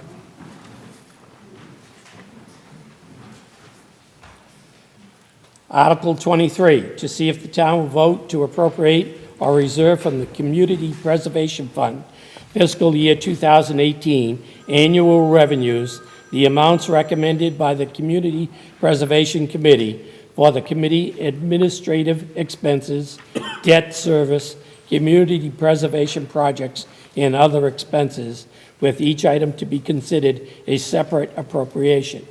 Summary of recommendations by category: reserve, creation in support of affordable housing, original appropriation, $20,768.74, additional allocation, $3,650.83, for a total allocation of $24,419.57. Reserve, creation in support of historical preservation, additional allocation, $2,193.38. Administration, original appropriation, $25,538.59. Additional allocation, $1,825.42, for a total allocation of $27,364. Inserted by the Community Preservation Committee. Article 24, to see if the town will vote pursuant to General Laws, Chapter 44B, to transfer and appropriate the sum of $9,700 from the Community Preservation Act undesignated fund to be used by the Conservation Commission to build a boardwalk on the Pingree Farm Conservation Area to provide walking access to the state forest, inserted by the Conservation Commission and the Community Preservation Committee. Article 25, to see if the town will vote to rescind Article 13 of the November 14th, 2016 special town meeting and to vote to appropriate $100,000 from the Community Preservation Act undesignated funds amount to enable the town of Raleigh to acquire a perpetual conservation restriction on the land known as Mahaffey Farm for conservation, open space, and passive recreation purposes, comprised of 28.836 acres, more or less, located at 179 Newbury Road in Raleigh, Massachusetts, and shown as restricted on a plan of land on file with the town clerk titled Conservation Restriction Plan in Raleigh, Mass., prepared for the Essex County Greenbelt Association, Inc., by Donahue Survey, Inc., dated February 5th, 2018, that said conservation restriction is to be conveyed to the town of Raleigh, acting by and through its Conservation Commission under the provisions of Massachusetts General Law, Chapter 40, Section 8C, as it may be amended, that the conservation restriction is to be managed and controlled by the Raleigh Conservation Commission and the Essex County Greenbelt Association, Inc. This was inserted by the Board of Selectmen, the Conservation Commission, and the Community Preservation Committee. Article 26, to see if the town will vote pursuant to General Laws, Chapter 44B, to transfer and appropriate the sum of $18,377 from the Community Preservation Act undesignated fund to Article 21 of the November 13, 2006 special town meeting. Town Hall windows, 2, to be used by the Board of Selectmen to complete the Town Hall window project. This was inserted by the Board of Selectmen and the Community Preservation Committee. Article 27, to see if the town will vote pursuant to General Laws, Chapter 44B, to transfer and appropriate the sum of $229,700 from the Community Preservation Act undesignated fund to be used by the Board of Selectmen for Phase 1 of the Town Hall Annex elevator construction project. This was inserted by the Board of Selectmen and the Community Preservation Committee. Article 28, to see if the town will vote pursuant to General Laws, Chapter 44B, to transfer and appropriate the sum of $54,000 from the Community Preservation Act undesignated fund to be used by the Board of Selectmen for the replacement of the handicap ramp at the Town Hall.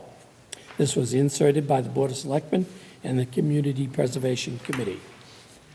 Article 29, to see if the town pursuant to General Laws, Chapter 40, Section 15A, will vote to authorize the Board of Selectmen to transfer the care, custody, and control of 2 parcels of municipal land located at land off Meadows Lane, shown on Raleigh's assessor's map as Map 14, Parcel 3, Lots 2 and 3, containing approximately 5.825 acres and deeded to the town on April 23, 1996, recorded at Book 13522, page 110, from the Board of Selectmen to the Raleigh Conservation Commission for conservation purposes as authorized by General Laws, Chapter 40, Section 8C, as it may from time to time be amended and subject to the purposes and protections of Article 97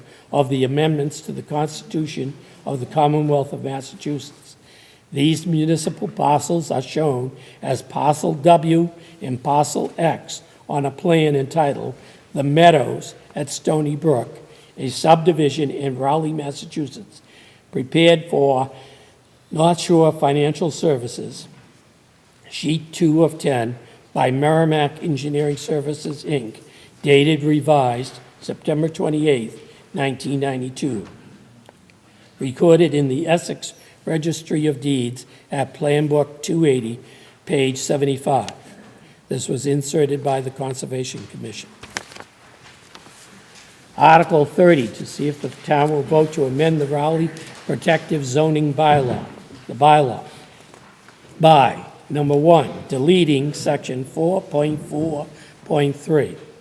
2, redesignating current section 4.4.4 as new section 4.4.3. 3, adding a new paragraph C, denoted by underlined text, under the new section 4.4.3, which lists the uses permitted in the outlying zoning district with planning board special permit as follows. Section C, large-scale solar photovoltaic installations, subject to the issuance of a special permit by the planning board in accordance with section 8.9. Number 4, modifying section 4.5.2, section E of the bylaw, uses permitted in the coastal conservation district, to remove the strike-through text and to add the underlined text as follows. E, large-scale photovoltaic installations subject to site plan review, striking that approval, adding approval of a special permit by the planning board in accordance with section 8.9. Number 5, adding a new section 8.9, large-scale solar photovoltaic installations under section 8.0, special requirements of the bylaw, which reads as follows. 8.9, large-scale solar photovoltaic installations. 8.9.1, the purpose of this bylaw is to establish the minimal standards to be implemented as determined necessary by the planning board in conjunction with a special permit and site plan review criteria so as to minimize the impact of large-scale solar photovoltaic installations, LSS PVIs, on abutting properties, to minimize the view of LSS PVIs from public rights-of-way and to maximize the protection of public health, safety, and welfare. Section 8.9.2, all solar panels, buildings, structures, and equipment related to an LSS PVI shall be set back at least 150 feet from a public right-of-way and at least 150 feet from any property boundary shared with a residential use, except that the planning board may waive this requirement if it determines that a reduced setback would be consistent with the purposes of this bylaw. 8.9.3, an applicant shall demonstrate to the planning board's satisfaction that the proposed LSS PVI will have minimal visual impact on abutting residential uses and on the public's rights of way. The planning board shall have the discretion to require visual screening in the form of fencing and/or vegetative landscape as necessary to adequately minimize such visual impacts.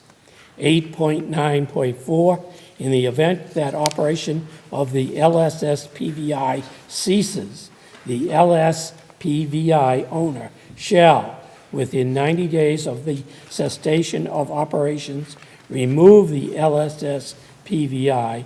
The LSS PVI owner shall be responsible for the work associated with the removal of the LSPVI and the subsequent site restoration.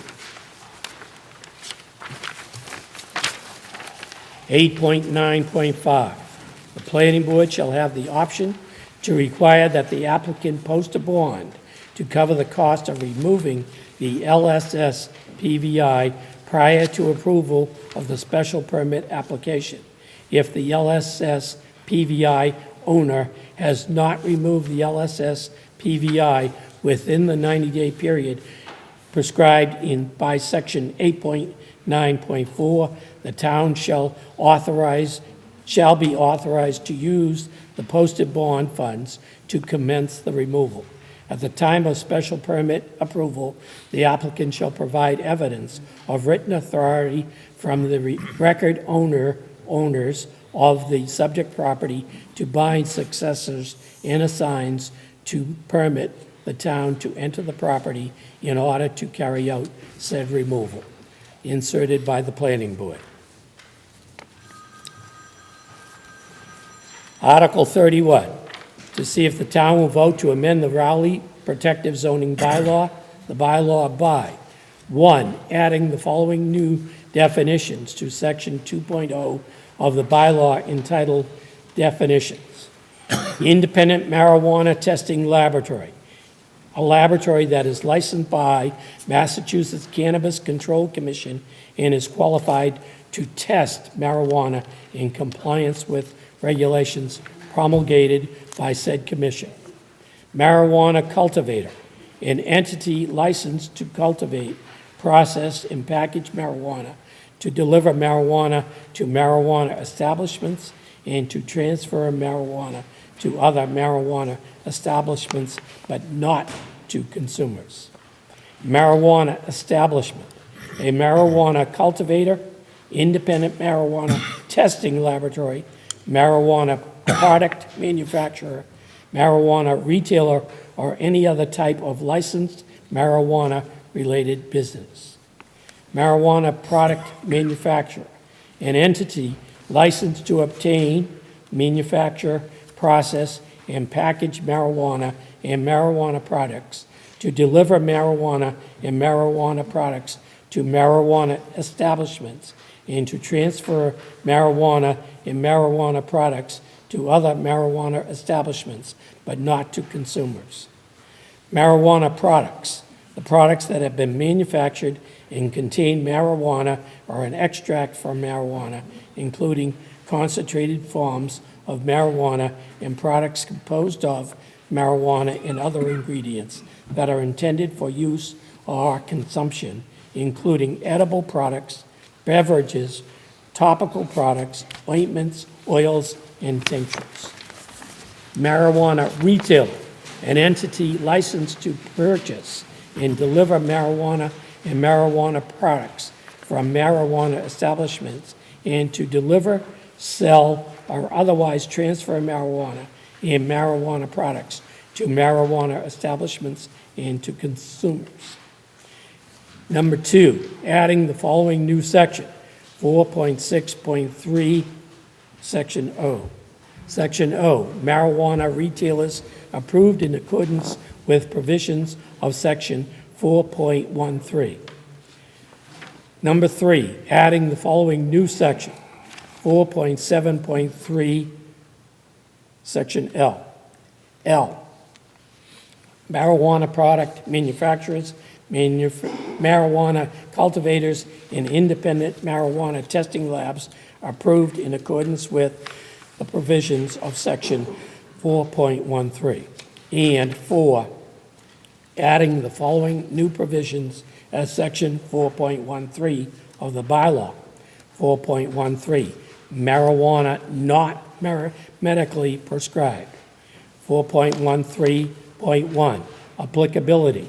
This section shall apply to all marijuana establishments as defined in Section 2.0, provided that nothing in this section shall be deemed to apply to any registered marijuana dispensary or to prevent the conversion of a medical marijuana treatment center licensed or registered not later than July 1st, 2017, engaged in the cultivation, manufacture, or sale of marijuana or marijuana products to a marijuana establishment engaged in the same type of activity under General Laws, Chapter 94G.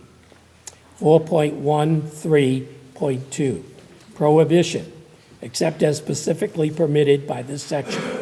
Marijuana retailers, marijuana cultivators, marijuana product manufacturers, independent testing laboratories, and other marijuana establishments, as defined in Section 2.0, may not be located in any zoning district of the town. 4.13.3, retailers. Marijuana retailers may be located in the retail district with a special permit issued by the planning board, provided that such use may not be located within 200 feet of a daycare facility, elementary or secondary school, or church or religious assembly, and provided that the planning board has approved a site plan. 4.13.4, product manufacturers, cultivators, laboratories. Marijuana product manufacturer, marijuana cultivators, and independent marijuana testing laboratories may be located in the business light industry district with a special permit issued by the planning board, provided that such use may not be located within 200 feet of a daycare facility, elementary or secondary school, or church or religious assembly, and provided that the planning board has approved a site plan inserted by the planning board. Please. Article 32, to see if the town will vote to accept the provisions of General Law C 64N, Section 3, providing that imposition of a local sales tax upon the sale and transfer of marijuana or marijuana products by marijuana retailer operating in the town to anyone other than marijuana establishment, and to set the amount of such tax at 3% of the total sales price received by marijuana retailer as a consideration for the sale of marijuana or marijuana products, or to take any other action relative thereto, inserted by the Board of Selectmen. Article 33, to see if the town will vote to amend the Raleigh Protective Zoning Bylaw, the bylaw by modifying the definition registered marijuana dispensary, RMD, under Section 2.0 of the bylaw entitled Definitions by removing strike-through text and by adding bold underlined text as follows: registered marijuana dispensary, RMD, and strike a not-for-profit entity. Entity registered by the Massachusetts Department of Public Health under 105 CMR 725.100 that acquires, cultivates, processes, including development of related products such as edible marijuana infused products, tinctured aerosols, oils, or ointments, transfers, transports, sells, distributes, dispenses, or administers marijuana products containing marijuana-related supplies or educational materials to registered qualifying patients or their personal caregivers. Unless otherwise specified, RMD refers to sites of dispensing, cultivation, and preparation of marijuana. Inserted by Planning Board.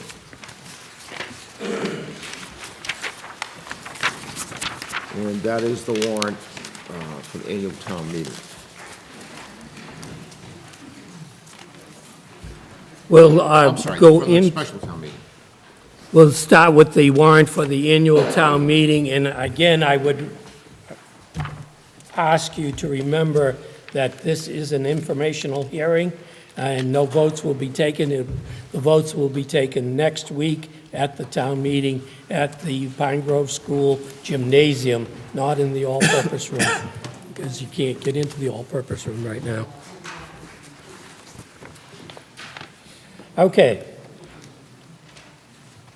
Article 1, to hear and act on reports of committees and boards, inserted by the Board of Selectmen.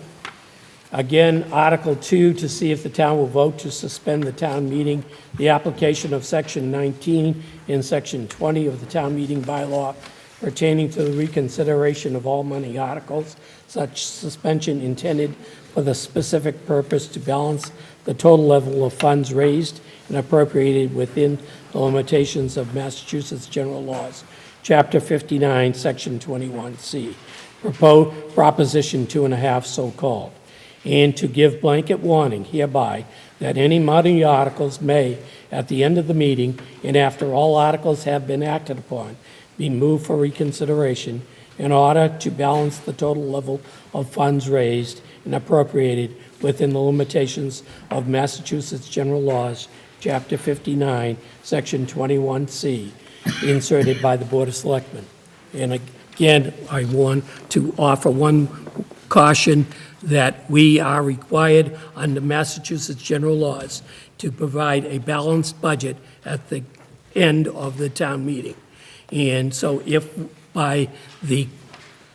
before the town meeting can adjourn, if the budget is not balanced, then we will have to reconvene after working through, giving the various boards a chance to rebalance the budget, we will call for another town meeting, a continuance of the town meeting to present the rebalanced budget. Article 3, to see if the town will vote to fix the annual compensation of elected officers of the town as required by Massachusetts General Laws, Chapter 41, Section 108, as follows. Elected officer, moderator, requested $100. Finance Committee recommends $100. Board of Selectmen, each member, $2,231. Finance Committee recommends $2,231. Board of Assessors, each member, $2,456. The Finance Committee recommends $2,456. Town Treasurer, Collector of Taxes, $79,021. Finance Committee recommends $79,021. Town Clerk, $55,515. The Finance Committee recommends $55,515. Planning Board, each member, $0. Finance Committee recommends $0. Surveyor of Highways, $76,733. Finance Committee recommends $76,733. Municipal Water Board, each member, $0. Finance Committee recommends $0. Trustees of the Free Public Library, $0. The Finance Committee recommends $0. Raleigh Housing Authority, $0. The Finance Committee recommends $0. Board of Shellfish Commissioners, each member, $500. Finance Committee recommends $500. Municipal Light Board requested $0. Finance Committee recommends $0. Board of Cemetery Commissioners, chairperson only, $500. Finance Committee recommends $500. Article 4. General Omnibus Budget. Larry? Thank you. What I'm going to do is read the article, give you hopefully an explanation of the article, and then we'll take questions in the format that it's like presented at the town hall. In other words, we'll go through the budget, like for the general government items, 1 through 63, are there any questions? We'll take them in that order. We'll make note of it, and then at the end, okay, Chairman Perry will go back and answer the questions or get someone to answer the questions.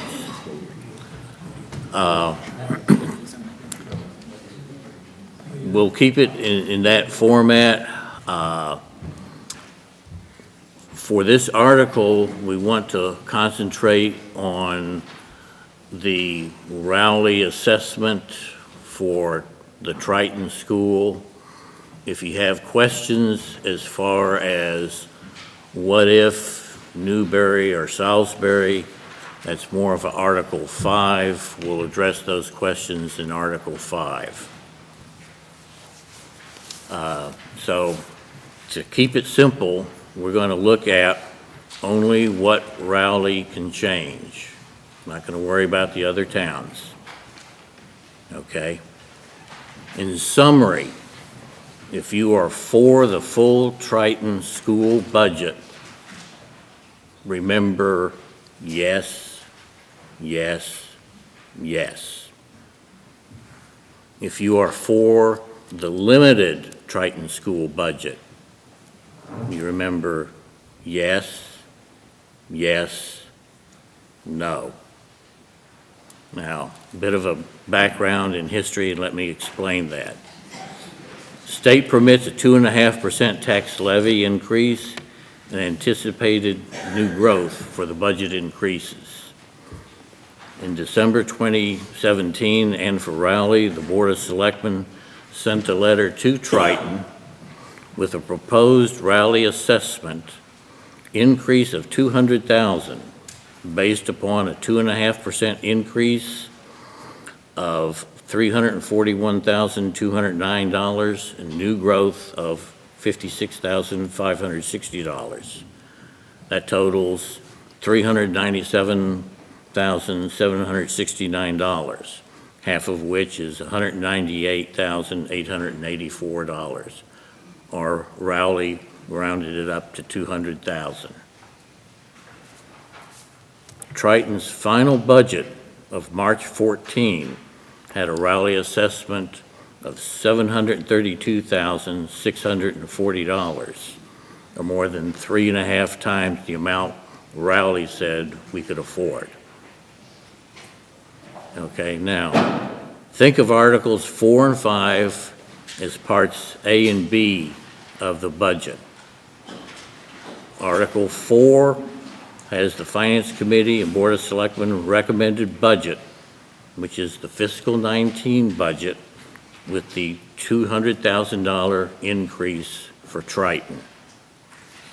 Approving Article 4 approves the Rowley omnibus budget. However, Triton has a $532,640 shortfall. Article 5 approves and sets aside this spending shortfall. Should this shortfall on Triton's budget get a override pass as ballot question 1? In other words, Rowley's budget is still balanced at that point. The $200,000 in Article 4 and the $532,000 in Article 5 were determined by what the town could afford. We went in December and said, this is what we think we can afford. We went through the budgeting process, and we can still afford the $200,000 increase. Rowley's budget remains balanced. And what we've done is put in the Article 5, okay, for the desire of the residents to have the opportunity to vote for an override. If you've watched the district communications meetings, the Rowley budget meetings, there was an effort to have the citizens vote on an override, even though the chairman of the Board of Selectmen for each of the 3 towns said they cannot afford an override, and an override probably won't pass. But at the will of some of the people, okay, we have the override. The shortfall has 2 parts, okay? One is approving the funding source in Article 5, and then raising taxes to fund the override in the ballot question. The ballot question appears on the ballot regardless of the outcome of Article 5 at the town meeting. You can vote yes, you can vote no, it doesn't make any difference. The ballot question is still on there. Now, for Triton's budget to be fully funded, Article 4 must pass the town meeting, and Article 5 must pass a town meeting. And the override ballot question must pass. In summary, for Article 4, Article 5, and the ballot question, if you are for the Triton full $732,000 assessment budget, you vote the yes, yes, yes. If you are for the Triton limited $200,000 budget, you vote yes, yes, no. Very simple. Okay, Article 4 and 5, whether you're for or against it, you vote yes. The difference is at the ballot, whether you vote yes or no. On the ballot question, if you vote the yes, you have a permanent tax increase. If you vote no, then Triton has to reconsider their budget. We won't take questions yet. Now, Article 4, the general omnibus budget is to see what sums of money the town will vote and raise and appropriate or transfer and appropriate from available funds, including overlay and free cash, to defer the expenses of the town for the forthcoming fiscal year, including bonds, notes, interest. So now we'll go through the general sections, and if you have a question on Triton, there's a section for it, and you can, we'll put a hold on that section, we'll come back and answer questions. Okay, are there any questions or holds on line items 1 through 63, the general government? Yes, there's a, which line item? I don't know if I'm asking appropriate. I want to know what it means by the limited budget, what's being taken out of Triton. Is there some place that it says that information? We'll put a hold on that and address that after we go through the budget items right now. But right now, we're only looking at budget items 1 through 63. I think the Triton budget is 97. 99. Yeah. Are there any questions on 1 through 63? Excuse me, if you have a question, please come up to the podium, identify yourself, and then, so everyone can hear the question. Thank you. Okay, moving on. Public safety, line items 64 through 96. Are there any holds on it?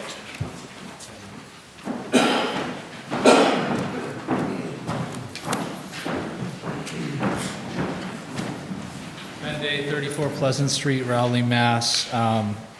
Someone who, in a past life, worked in public safety as a Boston EMS EMT, but considering the crunch that we're in and the priority that I personally have, having 2 kids in the Triton district, I'm concerned about the near doubling in line item 71, firefighter wages.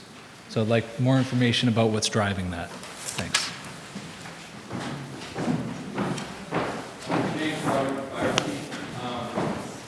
Currently, there's 25 firefighters in the town of Rowley. 3 of them are full-time. Myself is one of them, and 2 captains. We were hired in 1997. That was 21 years ago. We're not 21 years younger, we're 21 years older. I've got arthritis in my knees, I got bad shoulders. I can't do what I did 21 years ago. I'm not going to speak for the captains, but they're the same boat on them. We're close to retirement age. We need to have a transition of information so that when we retire, the Raleigh Fire Department can continue. The 22 call firefighters have their own lives, their own jobs, and their family. They don't know all the ins and outs of what goes on in the fire department. They don't have the time to learn it. So what we're looking for is to hire 2 additional full-time firefighters. With the transition, also our call demands have increased since we were hired 21 years ago. We're the only town in the area that only has 3 full-time firefighters, and we're the only town in the entire county where the fire chief rides on the fire truck every day. That's why the double of the wage line, 71 for firefighters.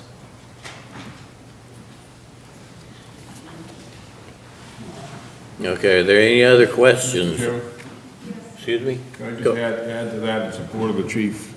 In other words, you gotta understand that at night or after hours, Excuse me. at night or after hours, one of the full-time firefighters responds and the call firefighters fill in the gaps. We're having a problem, and we've had a problem for a number of years now, on holidays, nights, and weekends. Many of the call firefighters are out of town or unavailable, so you're gonna get calls where maybe 2 firemen show up. That's unsafe for the firemen. It's obviously unsafe for you if your house is on fire, or you got a severe medical or disaster situation. So we need to increase the number of firefighters as a public safety prerequisite so that the town is properly covered. We've stretched to the limit. The fire chief has requested these additional firefighters for the last 5 years. We keep putting him off, and we said this year we've just got to do it because of the circumstances being what they are. We need 2 additional full-time firefighters and even that's not gonna really cover the town the way we'd like to, but at least it'll start to put a little dent in the deficit that we have for firefighting. So it's really a public safety issue. You have a comment? Could you come up to the...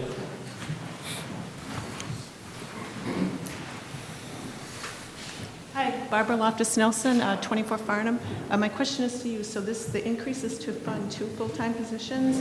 Will it decrease any of your temporaries or your per diems? So they will still be They're still call firefighters. What a call firefighter is we have a call and they respond, they get paid. If they don't come to a call, they don't get paid. Okay, thank you. I just wanted clarification. Anybody else? Thank you.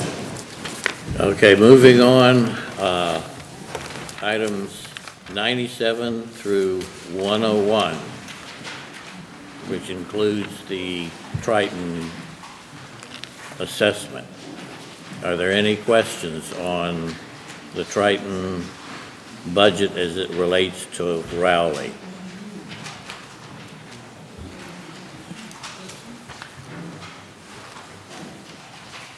Okay, Public Works, items 102 to 113. Are there any questions on Public Works?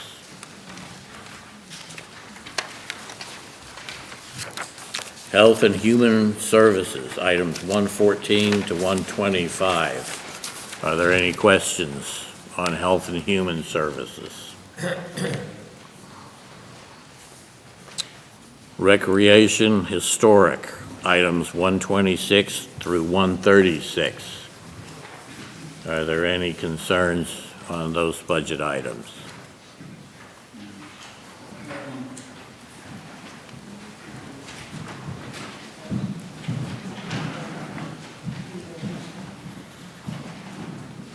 Richard Simlak, 26 Hammond Street. Just line item, gotta put them back on.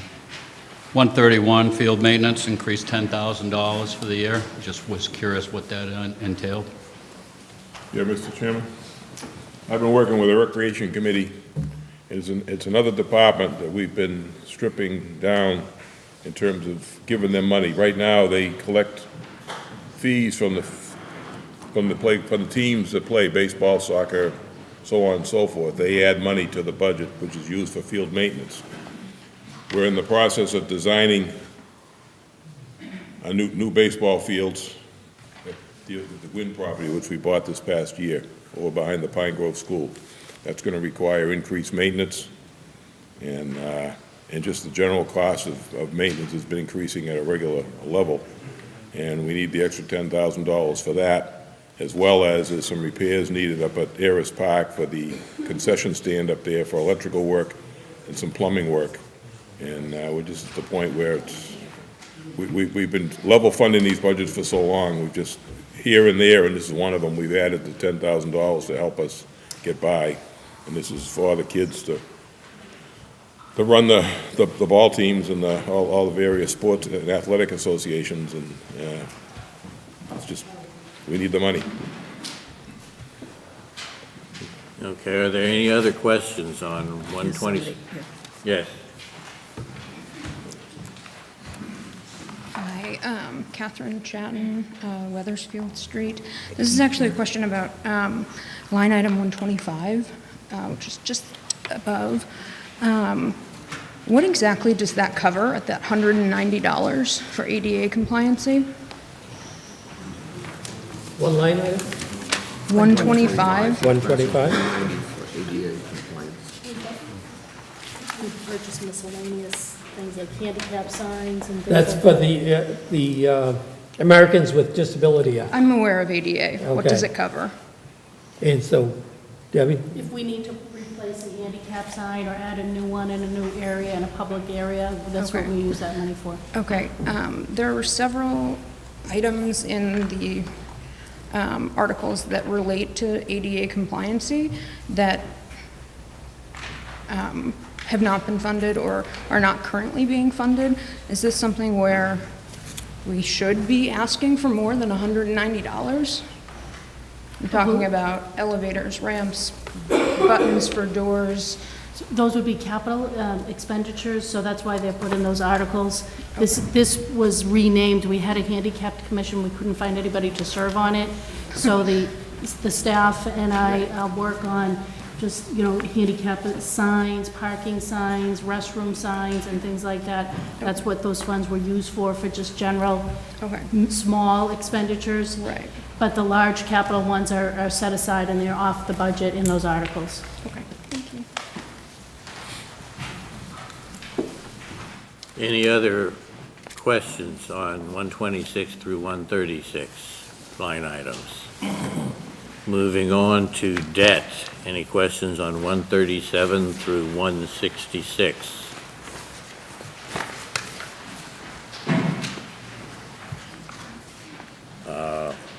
No questions. Going to insurance and benefits. Line items 167 through 170. Any questions? Mr. Chairman, I turn it back to you for Article 5. Thank you, Larry. I would point out that at the town meeting, when the town moderator is running the program, that you must listen carefully for the line items. I have some flexibility here that if somebody wanted to bring up a line item, I could move it around a little bit, but we will not have that flexibility at town meeting. So listen carefully to the line items on the budget if you have questions, so that you can ask your questions and get a response at the town meeting. And again, we're going to be meeting in the gymnasium, not in the all-purpose room, which has already been blocked off because they've started working there. I'm happy to say they're working. It's going. Okay. I just have to flick on my glasses. I had my cataracts done, and it's amazing what you can't see.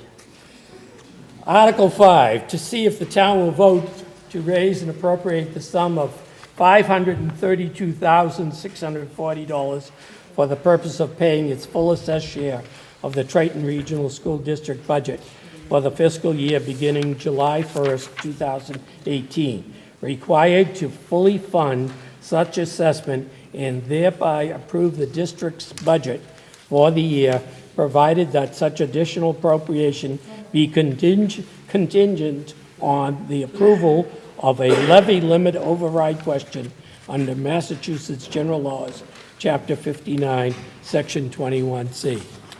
So passage of Article 5 at town meeting has to be followed up by the override at the ballot on May 8th. Any questions there? Yes.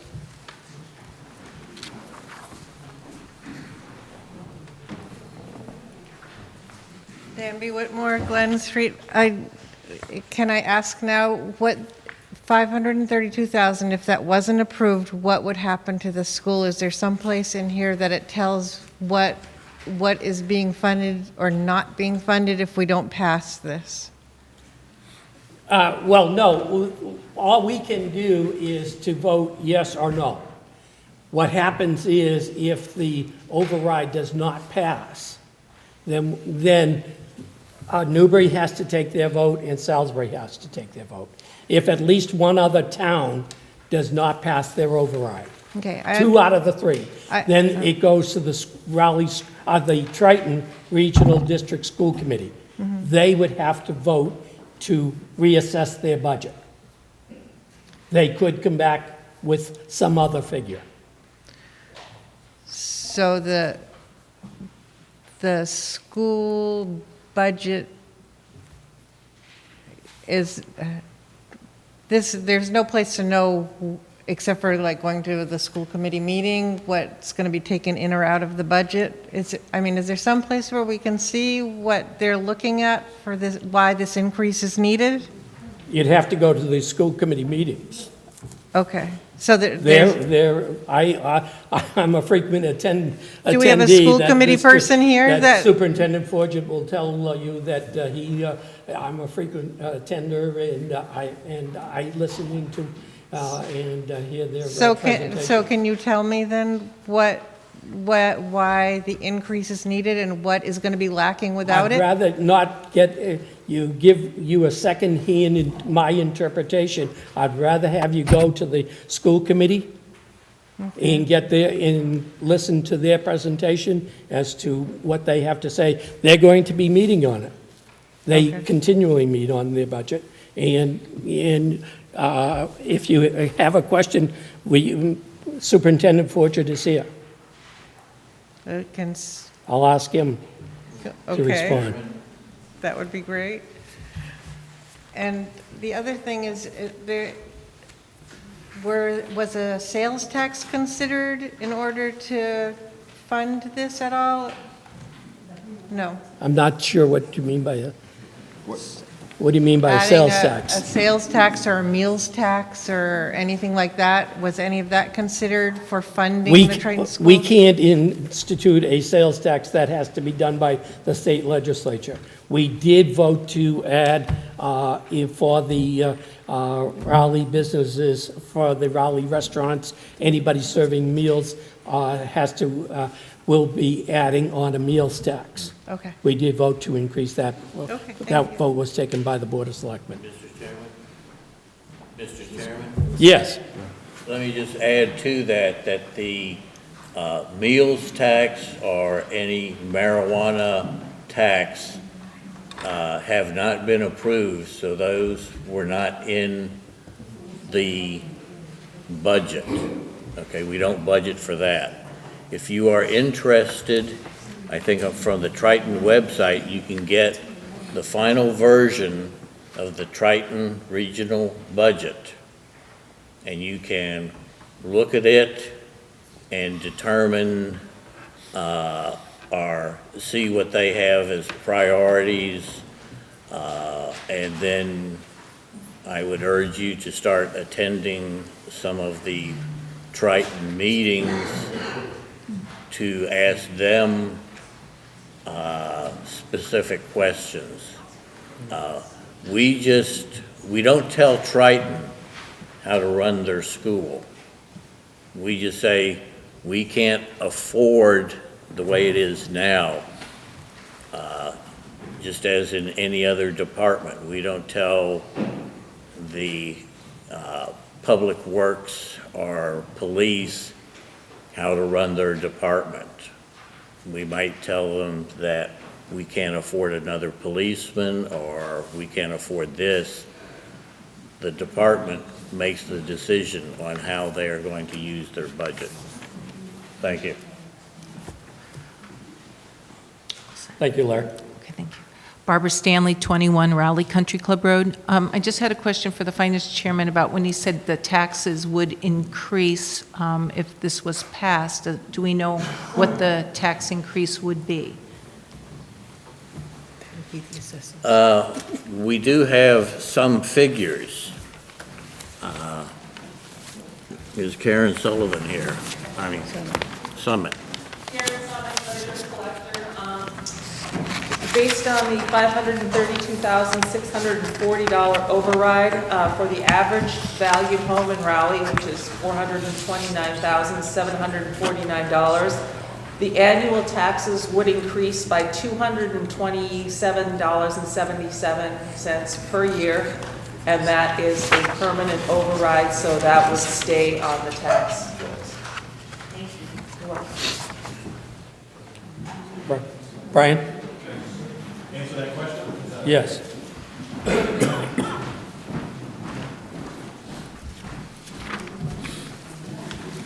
Good evening, everyone.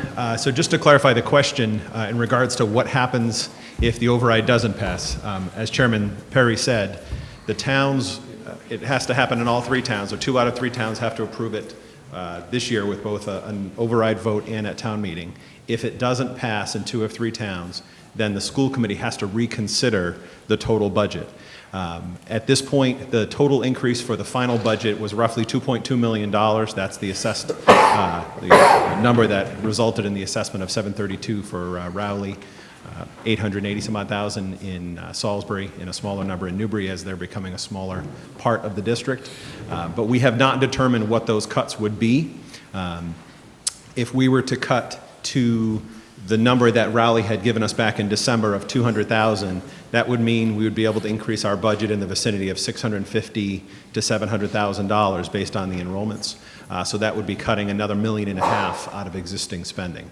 So as Chairman White did say, the budget is posted on the website, tritonschools.org.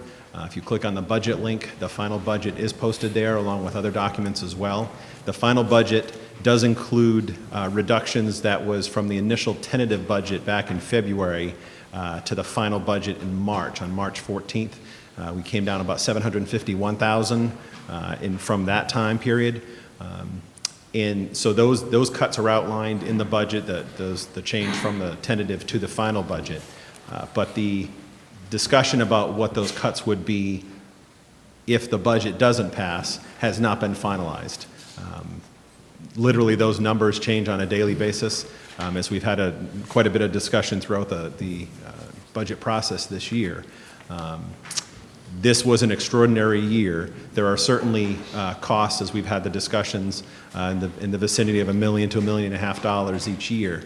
This year, the original budget, the initial budget, I should say, was over $3 million. $1.2 million of that was increased special education costs. Those aren't costs we can predict. Those aren't costs we can plan for.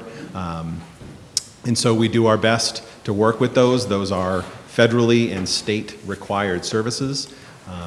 And we do our best to provide the best services we can with the dollars we have, but those aren't options we have.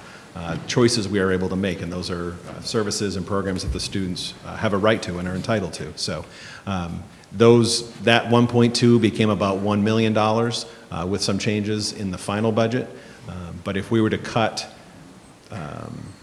down to the number that Rowley had proposed, it would be another $1.5 million roughly. What that would look like, obviously they would be, the original projections were if we were to cut down to that, it would be in the vicinity of 51 individuals, employees. Right now, cutting down to in the vicinity of 900 to 1 million, we have scenarios, and this has been presented to the school committee, that's still 20 to 25 individuals that would lose their jobs. And so I can't answer that question concretely because that hasn't been determined yet. But that we would be prepared to act, the administration being a presentation to the school committee on May 16th. Their meeting was bumped back 1 week so that the final town meeting vote would occur in Salisbury on May 14th, and the school committee would be prepared to react and take whatever action necessary, if required to do so, on Wednesday, May 16th. So that is the plan as it stands. Happy to answer other questions in regards to Triton if there are some. John?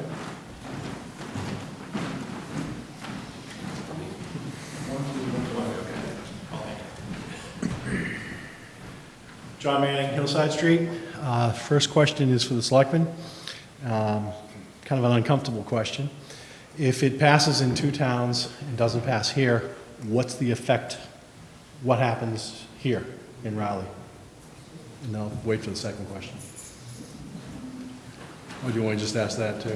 Basically, we'll have to cut Was it $532,000? $532,640. They can use a scalpel or a meat axe. That's a meat axe. It's very tough to come up with when you got, if you read through the articles we had, it's very tough to cut $500,000 out of the budget. Or we have to dip into like our stabilization fund, which is for emergencies and major projects. So there'll be a combination of things, but it'll be a huge cut for us if the override doesn't pass. And the police department's gonna suffer, the fire department may not get its 2 men. We had a few other departments that had some relatively small increases. And that'd be permanent, I mean, it would be. Yeah, they're permanent until unless we can get another override. We're in a difficult, between the schools and the town, we're all in a difficult situation. There's only so many dollars we have, and we have to divide them up somehow. The more the school takes, and the more difficult it is for us. And at this particular year, the school's taken a very large chunk, and we're having a hard time coming up with, that's why we have that's why all 3 towns have the override, to try and bail out the situation, so. Thank you. Second question, and this is completely unfair, and you probably may not be able to answer it. However, planning and looking forward, if everything goes as desired this year and things pass and whatnot, the teacher's contract, I think, is coming up in a year or 2. Are we going to be looking at another override to take care of that? Because wages are an enormous part of the budget, and will we be looking at yet another substantial request from the town? So I would say to you that the increase for teachers for next year, which is the fiscal 19 year, is a much larger, it's a 2.75% increase. That's a much larger increase than we have historically ever had. That was an increase actually for, hit the term, buying language in the contract. So there was actually additional requirements that are required of the teachers in order, or as the basic job requirements, I should say. So that is a one-time larger COLA or cost of living adjustment. Historically, the raises have been between 1 and 2.5%. This year, or next year, is the only anomaly. If you look back historically, our teachers are very competitively paid, middle of the pack, not overly paid compared to the region. The committee in negotiating has always aimed to be middle of the pack. We want to be average in benefits, average in salaries, so we attract a quality and solid teacher base. But I can say to you, if with all of the average increases that have happened over the last, this is my 13th year in central office, we've dealt with the same situation every year without an override. The teacher's contract, and I can't say this enough, is not the cause of this override. Every year we've had an increase in salaries across the district, 430 employees, in the vicinity of 900,000 plus, up to $1 million in salary increases. Those are steps, that's cost of living adjustments, that's for the entire 435 employee organization. So it's not the teacher contract that is causing the requirement for an override this year. If it were just a normal year and it was teacher contract, or if it was salary increases and an average benefit year, we would be able to manage the rest of the budget. The budget buster this year was $1.2 million in unexpected special education costs that we need to do, we should do, and students are entitled to receive. But that's really the budget buster this year. Healthcare, we've had this discussion ongoing. It's no different for the town than it is for the district. We have renegotiated rates every 3 years. We have a public employee committee, which is actually, under the statute, allows us to aggregate all 5 of the organizations, the collective bargaining associations, unions, if you will. So all 5 come together to collectively bargain health care. So we've made plan changes, changes to plan design, cost share. We still are higher than the share for Rowley employees, but we are spot on average with the 70-30 split with the other 2 towns within the region, as well as all of the school districts, kind of the north of Boston, which is who we compete with. But that is up. We will be negotiating that next year. Teachers' contract we negotiated for fiscal 18, 19, and 20, so we won't be negotiating for another 2 years. But just to confirm, it's not the teacher's contract that's the budget buster. The sunk expenses as we go from year to year are in that $1.5 million range. And as a starting point, if we were talking about dividing $1.5 million versus $3 million, this would obviously be a very different discussion, splitting $1.25 million to $1.5 million to 3 ways, rather than trying to split what was initially over $3 million. So, not an unfair question at all, very fair question, and it's certainly one that's come up repeatedly, so I'm glad to have the opportunity to clarify that. If that's not clear, email, phone call, always happy to chat with people, meet with you, talk with you. And same here. I mean, if there are other questions, I'm happy to stay here.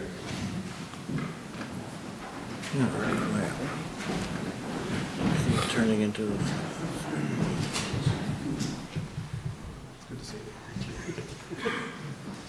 Bernie Cullen, Weathersfield Street. I have a different view of the data and the finances at the school committee, and I'm sure Brian is aware of that. I look at the increases from wages and salary lines for the school, and they are substantially above the 2.75 cost of living, because you really do have to factor in the step increases, at least for the first 10 or 11 years, depending upon how you read the actual contracts. And those contracts are similar for the other employees at Triton Regional School District. When you aggregate up those numbers, the percentage increases on average for the school employees is significantly above what the town has been able to manage and negotiate with other town employees. So you need to consider that for many years, the town employees have been getting by with the kind of very limited, within the Proposition 2.5, within that 2.5%. So plus or minus a little bit. That is not true. Over the last 9 years, the last 3 teacher contracts have blown up Proposition 2.5. So if you want to hold on to Proposition 2.5, which I think is essential for good fiscal management, then the school contracts have to abide by that Proposition 2.5, including the step increases, including the shifts for increase in certifications or degrees or college credits, including the increases associated with longevity. All those things have to be rolled in together to look at the overall wage and salary budget, and that needs to be within spitting distance, basically, of the Proposition 2.5. Otherwise, the school budget is going to accrue more and more of a share of the levy that we have. And we are constrained. But the rest of the town is constrained by Proposition 2.5, and I'm not making any, not saying what people should vote for in terms of the override, but people do need to look carefully at those budget documents and basically kind of use common sense to look at the way these numbers have shifted. Thank you. I would like one last comment, and I would have to say I appreciate Brian has been very forthright and very open with sharing information and responding in a very timely manner to any questions that I've emailed him. So I do greatly appreciate that. Thank you.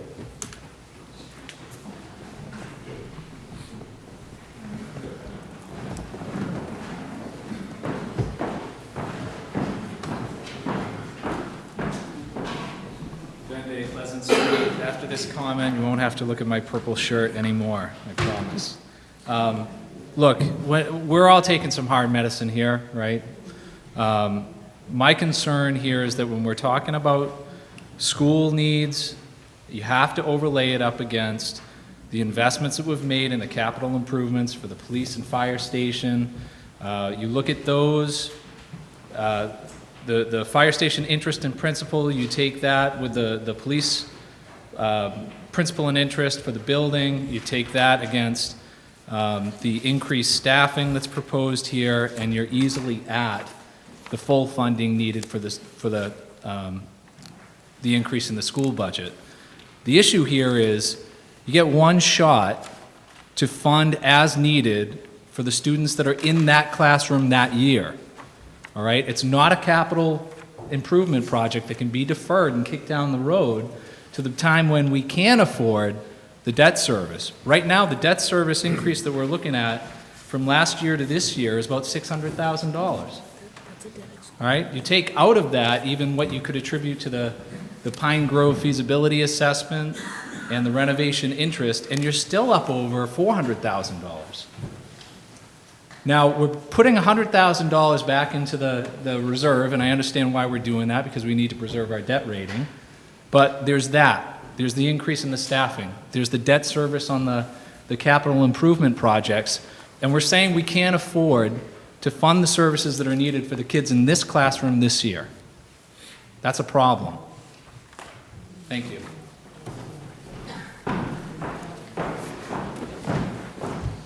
If I can just respond to, I'm sorry. No, go ahead. I just want to respond to Bernie. So I don't think it was an explicit question, but certainly Bernie and I have had lots of discussion back and forth. See you tomorrow on Rowley Talks on Facebook. But only if you tag me.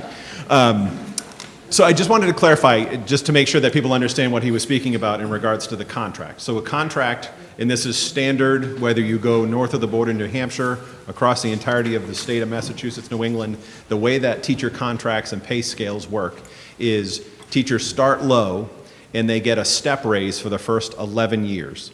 So for the first 11 years, they get a bump up a scale.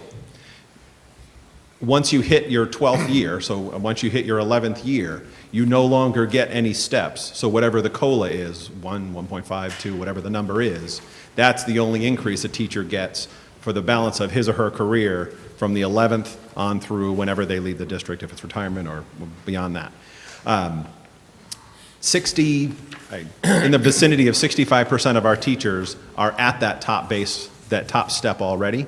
So just to make sure that people are understanding that absolutely for the first 11 years, there is both a step increase, and that step is increased by a cost of living adjustment, but it's only for the first 11 years, and more than 2/3 of our teachers are off that scale already. So that's obviously the largest population we have of employees is teachers with over 250, but for instructional assistants with over 100, custodians, cafeteria workers, and head custodians, all 5 bargaining units have a step structure that's very similar to that. So just wanted to make sure people understood that. Beyond that, to make columns is advanced degrees, credits. There are teachers with multiple master's degrees, doctorates, and advanced degrees, and that's the way you can make column movement. So just want to make sure that was clear. Go ahead. Hi there. My name is Jill Shuvalon. I am at 6 Homestead Lane. And I just, first off, want to send my appreciation to the school board. They're working very hard on... Oh, sorry.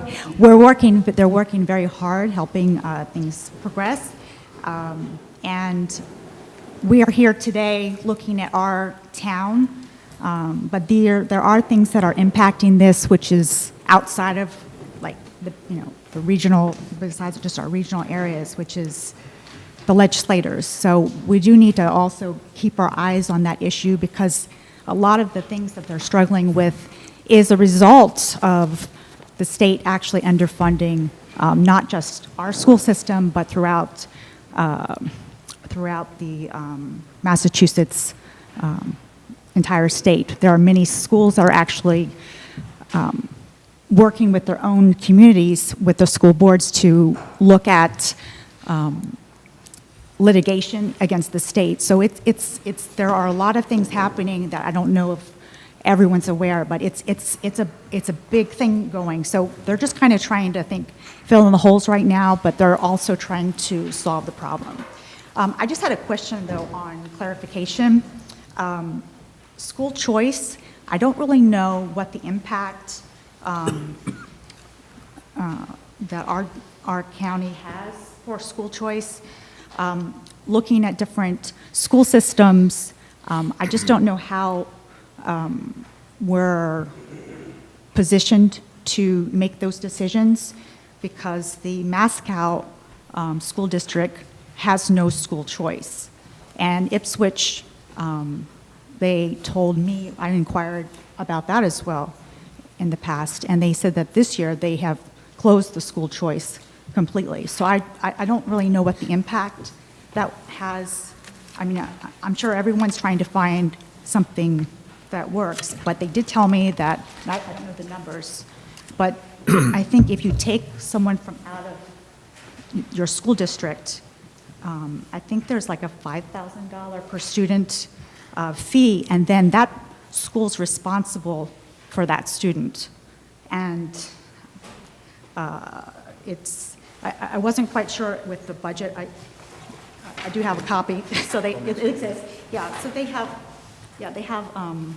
the school choice receiving and that, and I just didn't know, if that's something that Triton needs to be looking at closing that door so that we don't have a continual expense that we can't actually afford.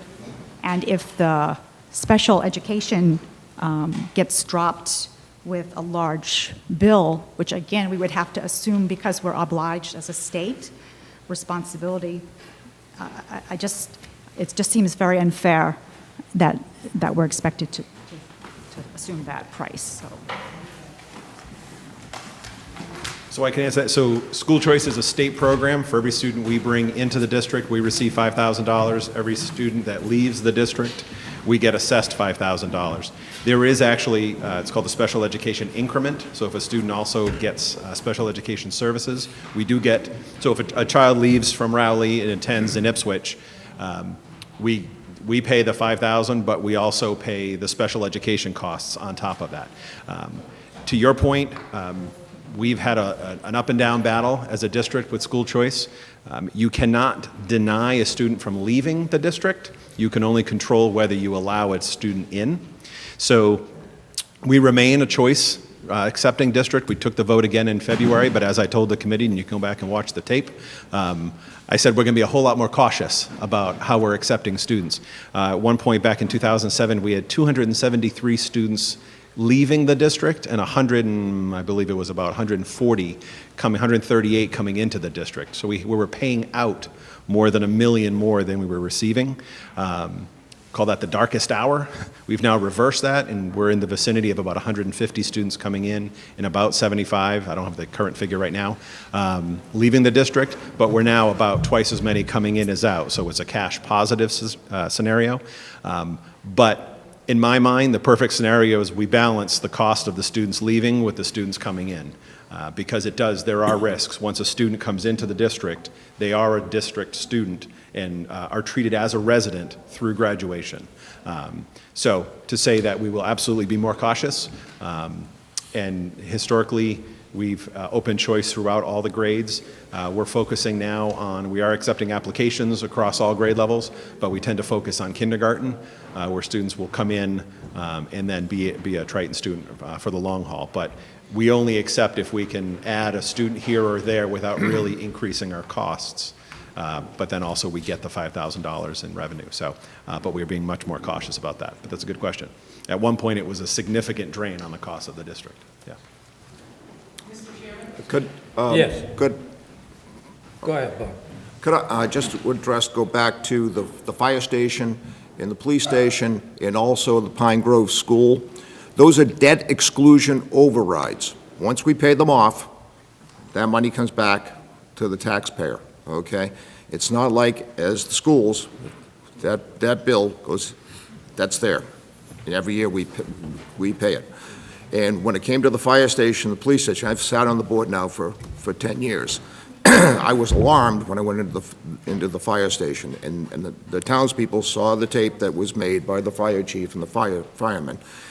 And, you know, we have a couple of $1 million worth, more than a couple of $1 million worth of equipment, brand new equipment, and we add to it all the time so that the safety needs of the town are met. And the same with the police department. And I've gone out with the fire department, I've ridden with them, and I've ridden with the police department, you know, and see, you know, what the fire department and the town faces. And the town looked at the Pine Grove School. It needed work. We own the school. That will be a debt exclusion override, just as we did with the library. You know, we built that library, and that library gets paid off, Madam Treasurer, 2021. So we're close to that. That money will come back into the taxpayer. So. Thank you. Yes. You are looking at the debt schedule in the warrant. So in 2017, the town authorized the building of a public safety facility and also the feasibility study for the renovation of Pine Grove. In 2018, the school renovation was passed at the town meeting and by the voters in the form of an override. These are monies that we have borrowed already. This is about 30% of the total project costs. So these are fixed costs. We can't say, hey, we're not going to pay our debt. These are projects that are, have contracts. They're in progress. So these numbers are there. They're not negotiable. We have to pay them, and they're going to continue to rise as we fully fund these projects. And they cannot be used for anything else, nor can anything in the warrant that says water department or community preservation. Those are not available to fund the general budget. When will, say, this Pine Grove school be paid off? We haven't started paying on it in our taxes yet, right? Correct. And we haven't started paying on the police fire station in our... Correct. Other than we had some short-term debt interest, so if you look at those numbers in the warrant, you'll see there's a number for approximately $10,000 and for the feasibility study and $9,500 for the public safety. So in fiscal year 18, which is the year we're in now, we borrowed $10 million. We look at the cash flow projections for these projects and we borrow. There are incentives for us to borrow $10 million or less in a year when it comes to municipal financing. So we've borrowed $10 million and that will hit your tax bills in fiscal year 19. And that assumes that these projects don't go along so fast that I have to borrow money again prior to June 30th, which is the end of our fiscal year. So you're going to see these hit your tax bills over the course of the next 2 to 3 years. And once everything has been borrowed and we've received our full reimbursement from the MSBA, you're looking at approximately $2.05 on your tax bill for the next 20 years. Tax rate. $2.05 on the tax rate for the next 20 years once these projects are both completed. Per $1,000. Yes, it'll increase the tax rate. $2.05. Yeah. One more time.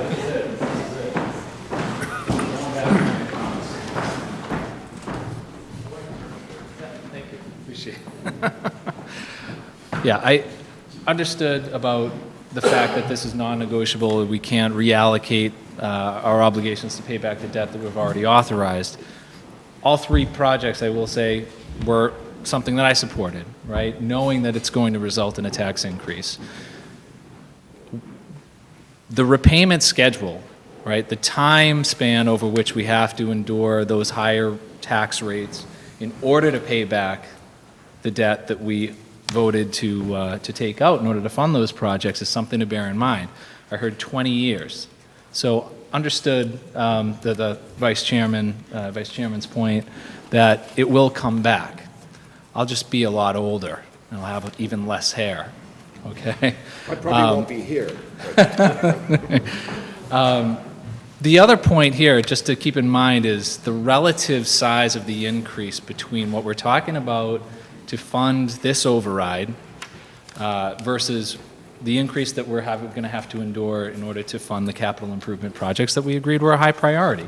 $2.05 on a tax rate that's currently 14, is that right? 14.15? Okay. Sorry, 14.58 may seem small, but it's going to result in a significant monthly increase.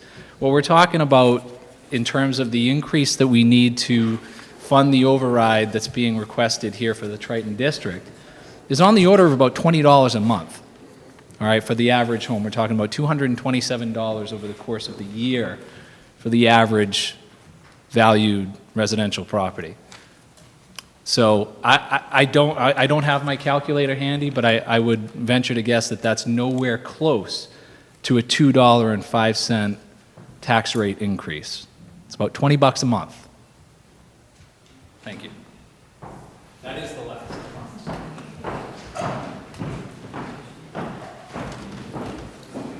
Mr. Chairman? Mr. White? I just want to point out some things in the Triton final budget.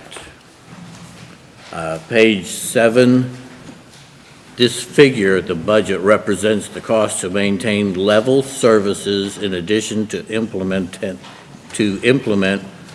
a few new initiatives that have been identified as a priority. I'm not saying, well, I'm not going to discuss the merits of it and things like that. Page 9, restoration of late buses, $100,000. Universal full-day kindergarten, $200,000. Discontinuation of student parking fees, $20,000. Reduction of athletic fees and decrease of family cap, $80,000. Restoration of faculty senate stipend, $50,000. Total of $450,000 for level services. Now, if we look at another thing, I don't know how familiar you are with math specialists, reading specialists. The teachers have gotten very much praise. I'm not saying anything about them. They have to have at least a bachelor's degree. Most of them have master's degrees.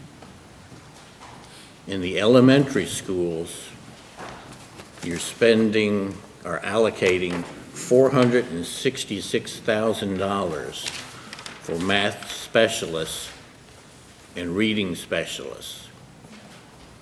Math specialists being that the teachers with a bachelor's degree have difficulty teaching 3rd, 4th, 5th, 6th graders math. You have to look into these things a little deeper.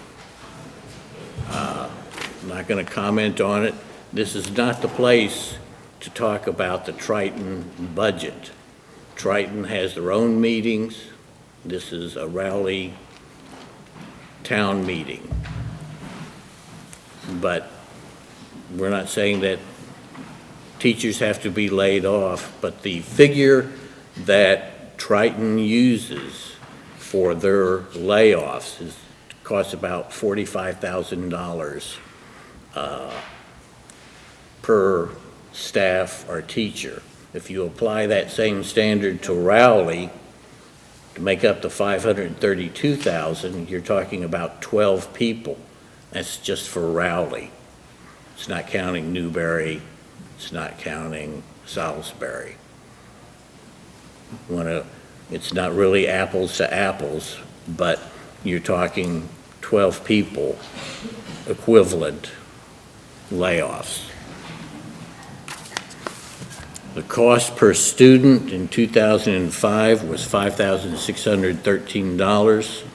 2016, it was $10,524. And Triton's level amongst the 340 schools in Massachusetts has been about constant at 157. So all I'm saying is that if you're interested, you have to look at the Triton budget. You have to go to the Triton school meetings and voice your concerns there.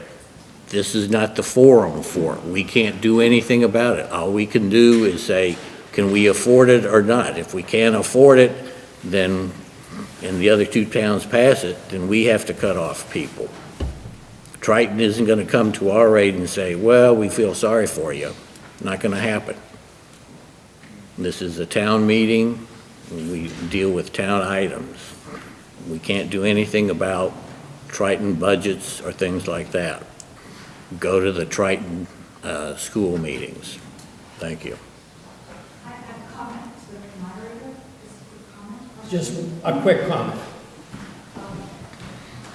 I agree with you, sir, but the way you just highlighted like 5 things, to me as a listener, it sounded like you were bulking them all together and kind of minimizing it and kind of questioning how come a teacher who has a bachelor's degree can't teach 3rd and 3rd grade and they need a math specialist. It's a lot more complicated than that. And if we are going to address that in a fair way, please don't make comments that lead us to get a different opinion. Thank you. Okay, I'm cutting you off. We have to go on to other parts of the budget, to the warrant, and we're coming up to the water articles, and I'd like to turn it over to the water chairman.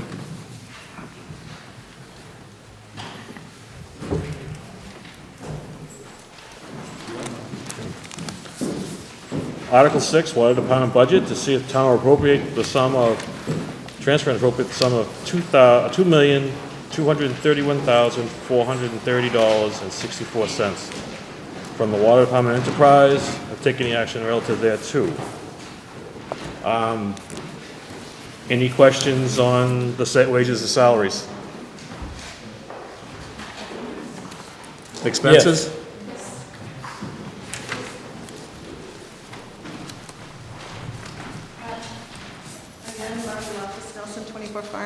Can you just elaborate as to why on line 2, Water Department wages, there was almost like $156,000 increase for the Water Department, or am I in the wrong section? Were you I might be talking- in the wrong section.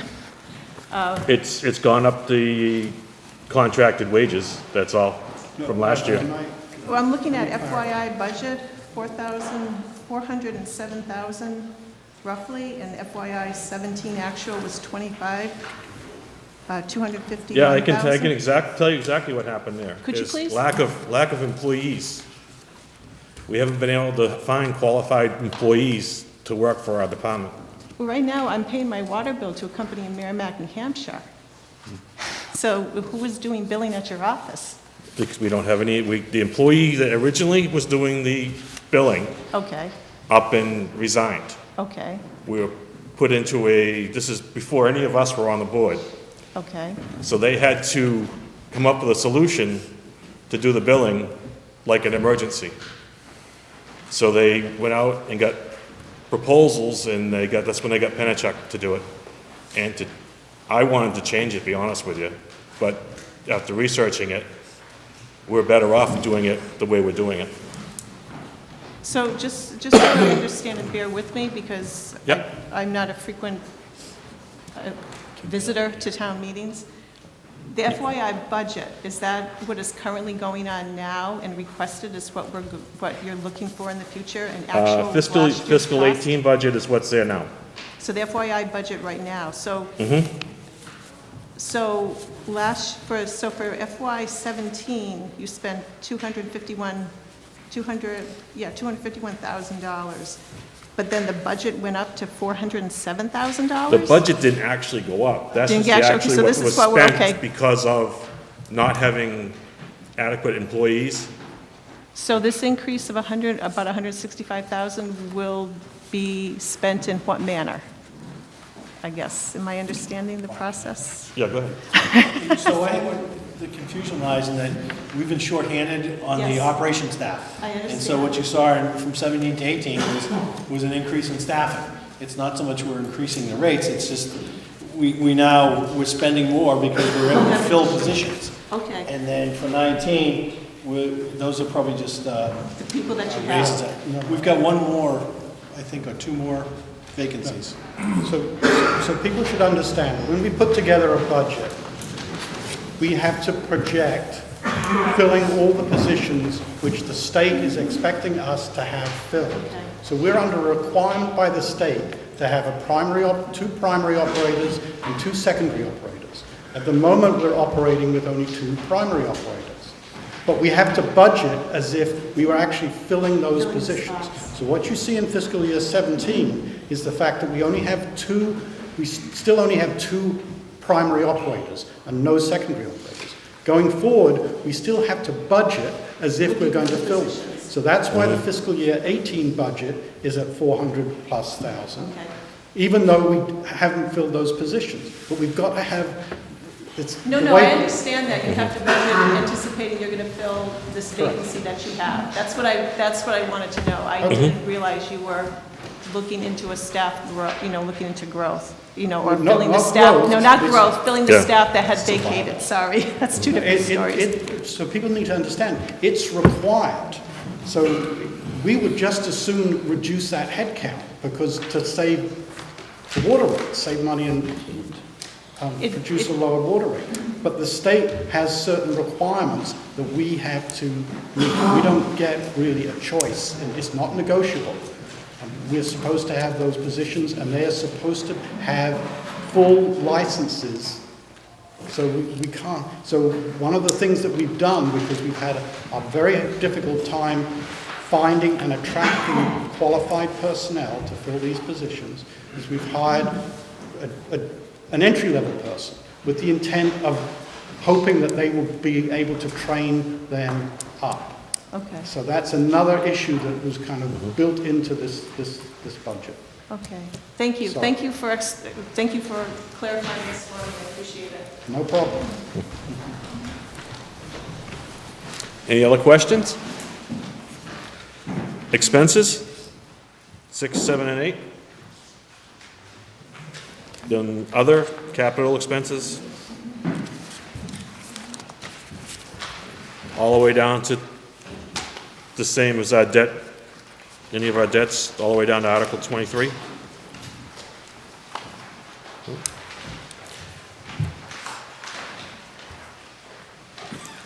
Article 7, to see if the town will vote to transfer from the Water Department Enterprise Fund to the general fund the sum of $149,322.11 for the following items. Any other money spent by the general government on behalf of the Water Department. This is the article where we're paying back the town for the money that they pay for us. County retirement, health insurance, life insurance, accountant's fees, treasurer collector fees, audit, and Medicare. Any questions?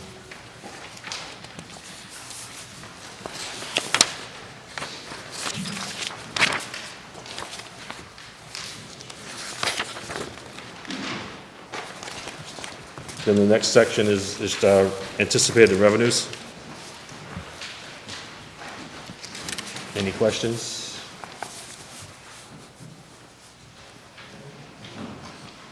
You want me to do Article 8 too, Joe? Yes, please. See if the town will vote to transfer and appropriate the sum of $60,000 from Article 24 of the May 2nd, 2016 special town meeting water treatment plant dehumidification system to this article for the purchase of a truck or take any other action relative thereto. We'll be replacing 2009 F-350 utility truck, just its service life is done. Article 9, to vote and transfer and appropriate the sum of $30,000 from Article 24 of the May 2nd, 2016 special town meeting water treatment plant dehumidification system to this article to fund the replacement. This is actually a typo. It's phase 1 of the replacement system. It was just to do the engineering. The valves at Prospect Hill storage tank, they're between the old tank and the new tank. It's really a disaster down there. We don't know which valves work, which ones don't, so we need to do some exploration and find out, and eventually replace the valves so they're all workable. Article 10. To see if the town will transfer or appropriate the sum of $9,000 from the May 2nd, 2016 special town meeting, water treatment plant dehumidification to Article 9 of the May 2nd, 2016 annual town meeting, Paul membrane filters.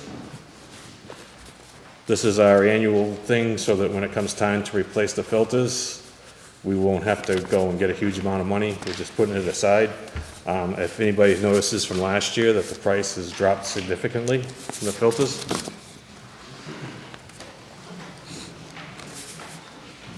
Article 11. To see if the town will vote to transfer and appropriate the sum of $8,900 from Article 24, May 2nd, 2016 special town meeting, water treatment plant dehumidification, to this article to purchase a snow plow. This article is to purchase a snow plow for our backhoe.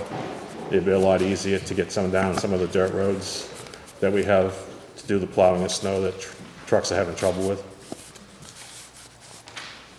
And that's it. Thank you.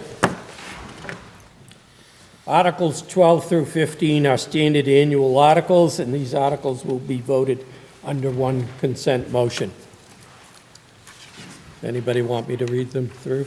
No. Thank you. I would like to note in Article 13, it's for use by the Harbor Master in accordance with Mass General laws, and I'd like to thank the Harbor Master for his years of service since he's not going to seek re-election. Thank you. No, No? for the Board of Assessors. Board of Assessors. I'm sorry. From the Board of Assessors. Thank you, Bill. I'm sorry. Don't take a vote for it. Okay, Article 16. We have revolving funds. We have expenditures. Council on Aging, expenditures not to exceed $5,000. Board of Health, $20,000. Parks and Recreation, $30,000. Board of Selectmen, $2,000. Highway Department, $12,000. Shellfish Department, $6,000. Shellfish, $6,000. Zoning Board, $4,000. Board of Cemetery Commissioners, $20,000. Library, $2,500. Agricultural Commission, $5,000. Harbor Master, $30,000. Board of Selectmen and Parks and Recreation, $20,000. And Records Access, $5,000. These were inserted by the various boards. We will, Article 17, to see if the town will vote to appropriate from the PEG, the Public Education Government Access and Cable-Related Fund, the sum of $71,500 for wages and $40,000 for expenses to support the cable television PEG access services. That's inserted by the Board of Selectmen. The Article 18, to see if the town will vote to transfer and appropriate the sum of $63,439 from the Massachusetts Water Pollution Abatement Trust Septic Betterment Loan Program to pay the debt service on the town's loan from the Massachusetts Water Pollution Abatement Trust, inserted by the Board of Health. Article 19, to see if the town will vote to appropriate a reserve from the Community Preservation Fund fiscal year 2019 annual revenues, the amounts recommended by the Community Preservation Committee for committee administrative expenses, debt service, community preservation projects, and other expenses, with each item to be considered a separate appropriation. Summary of the recommendations by category: appropriations Debt service for Pratt Street Farm land acquisition, $199,631.26. Debt service for Dodge Reservation property, $125,650. Administration, 5% of the total, which is $25,940.36. And reserve, creation and support of affordable housing, $21,936.03. And this is inserted by the Community Preservation Committee. Article 20, to see if the town will vote to accept General Laws, Chapter 59, Section 57A, which makes property tax bills of $100 or less payable in a single installment beginning in fiscal year 2019, inserted by the Treasurer Collector. Article 21, to see if the town will vote to accept the provisions of General Laws, Chapter 64G, Section 3A, to establish a room occupancy excise tax on hotel and motel rooms of 6%. This is inserted by the Board of Selectmen. To see if the Article 22, to see if the town will vote to accept the provisions of General Laws, Chapter 64L, Section 2, to establish a local option meals excise tax, inserted by the Board of Selectmen. Article 23, to see if the town will vote to raise and appropriate the sum of $125,000 to the other post-employment benefits trust fund, the retiree health insurance, inserted by the Board of Selectmen. To see if the town, Article 24, to see if the town will vote to raise and appropriate the sum of $50,000 to the stabilization fund, inserted by the Board of Selectmen. Article 25, to meet in St. Mary's Church in the rear, Route 1A in said Rowley on Tuesday, May 8th, 2018, at 12 noon to act on the following: 1 selectman for 3 years, 1 moderator, 3 years, 1 town clerk, 3 years, 1 treasurer collector, 3 years, 1 highway surveyor, 3 years, 1 constable, 3 years, 1 board of assessors member, 3 years, 1 planning board member, 5 years, 1 municipal light board member, 3 years, 1 municipal water board member, 3 years, 1 cemetery commissioner, 3 years, 1 shellfish commissioner, 3 years, 3 trustees for the public library, 3 years each, and 1 for a regional school district committee, 1 Newbury member, 3 years, 1 Rowley member, 3 years, and 1 Salisbury member, 3 years. There is a referendum question on May 8th. Question 1, shall the town of Rowley be allowed to assess an additional $532,640 in real estate and personal property taxes for the purpose of funding the assessment for Triton Regional School District for the fiscal year beginning July 1st, 2018. That ends the annual warrant.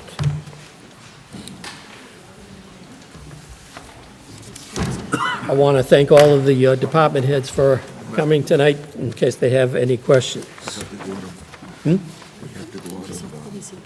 Oh, at the end of the meeting, yes. There's a woman down there, good question. I'm sorry. Yes. Very quick clarifying questions on Article 5. Article 5, yes.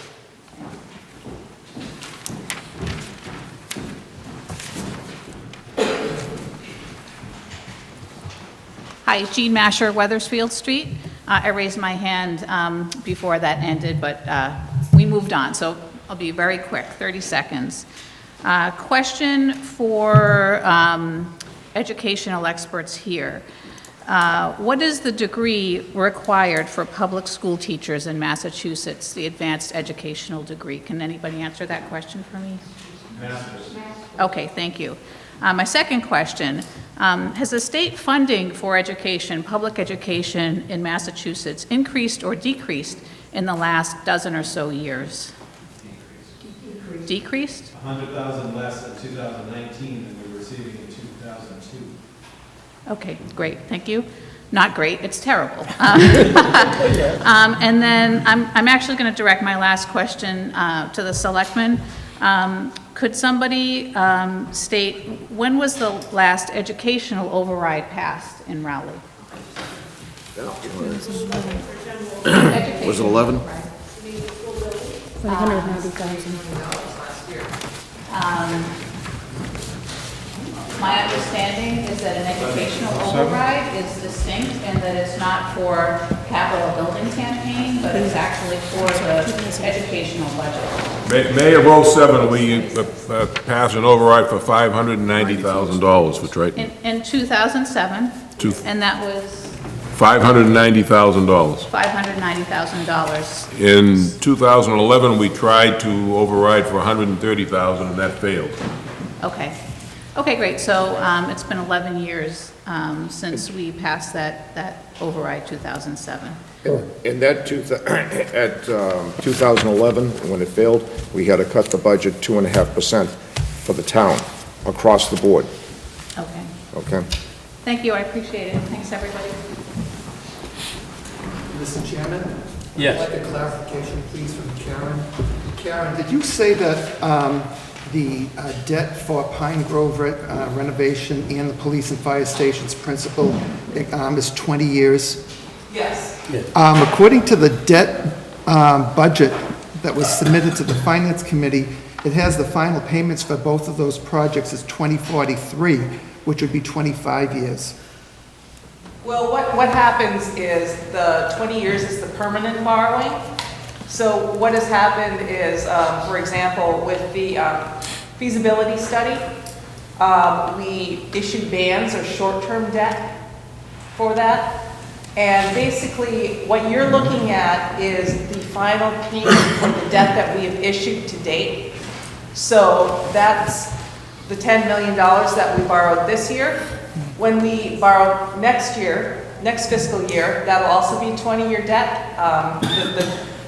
The guidelines come from basic Mass General laws that say for buildings, you know, this is kind of the appropriate length. So once we borrow another chunk of money, it'll be for 20 years. So it'll be 20 years from when we borrow it until it's paid off. So you're going to see that shift down. So will the $2.05 that these projects add will be for 20 years or 25 altogether? Well, what will happen is in 2044, the projected debt will go down to $1.53, and then in 2045, it will go down to 25 cents. So when we ramp it up, we ramp it off on the other end. I don't have to worry about that. Thank you, Karen. 205, are you adding, so does that mean the 1458 they were paying now goes up to 16? Correct. 63? Correct. Thank you.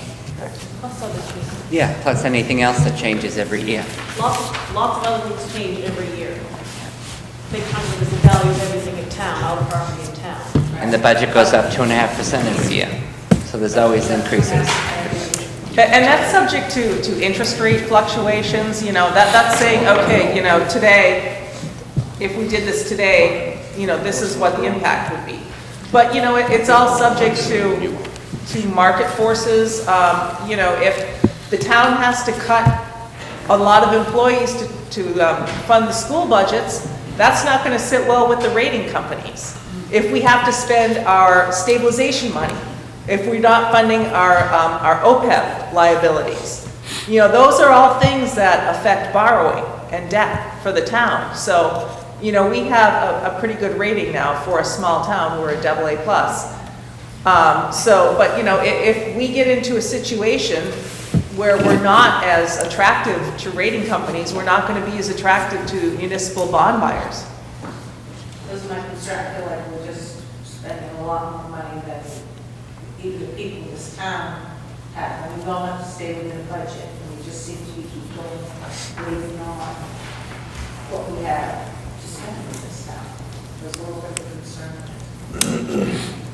Can I make one comment, Mr. Chairman? Yes. There's been a lot of talk, I won't say where, that the Board of Selectmen somehow conspired to have the police and fire station and the new school renovation project all come up at the same time that we need the override. And I just want to go back and look at a little bit of history. In 1999, the Board of Selectmen requested a public safety building project for the town of a police and fire station. At that time, the building would have cost $3,994,000. It failed. The override didn't pass. In 2002, the Board of Selectmen went back again and asked for a public safety building. At that time, the cost was up to $4,600,000. It failed. In '04, the idea was that, well, if we just build a police station, maybe people will vote for it. So there was an override for $2,916,000 just to build the police station. It failed. So time is money. Anybody in the construction field, and we're all facing it here, time is money. From the public safety building in 2002 to 2017, it went from $4,600,000 to almost $12 million. If we'd have built the building back then, we just about have it all paid off. So the selectmen and the finance people have tried to pass these things. The other thing with the school, and I don't remember what year it is, maybe Brian knows. I'm going to say 6 or 8 years ago, we tried to do a renovation of the Pine Grove School. We couldn't do it. I believe it was the state said that the school was not bad enough to give us any reimbursement, so they wouldn't okay it. So the school literally had to be falling apart before the state would give us a 50% reimbursement. So keep in mind that, you know, we're here trying to work out all these projects, but you people and us, we're residents and we're voters. We determine what's going to be built and what's not going to be built.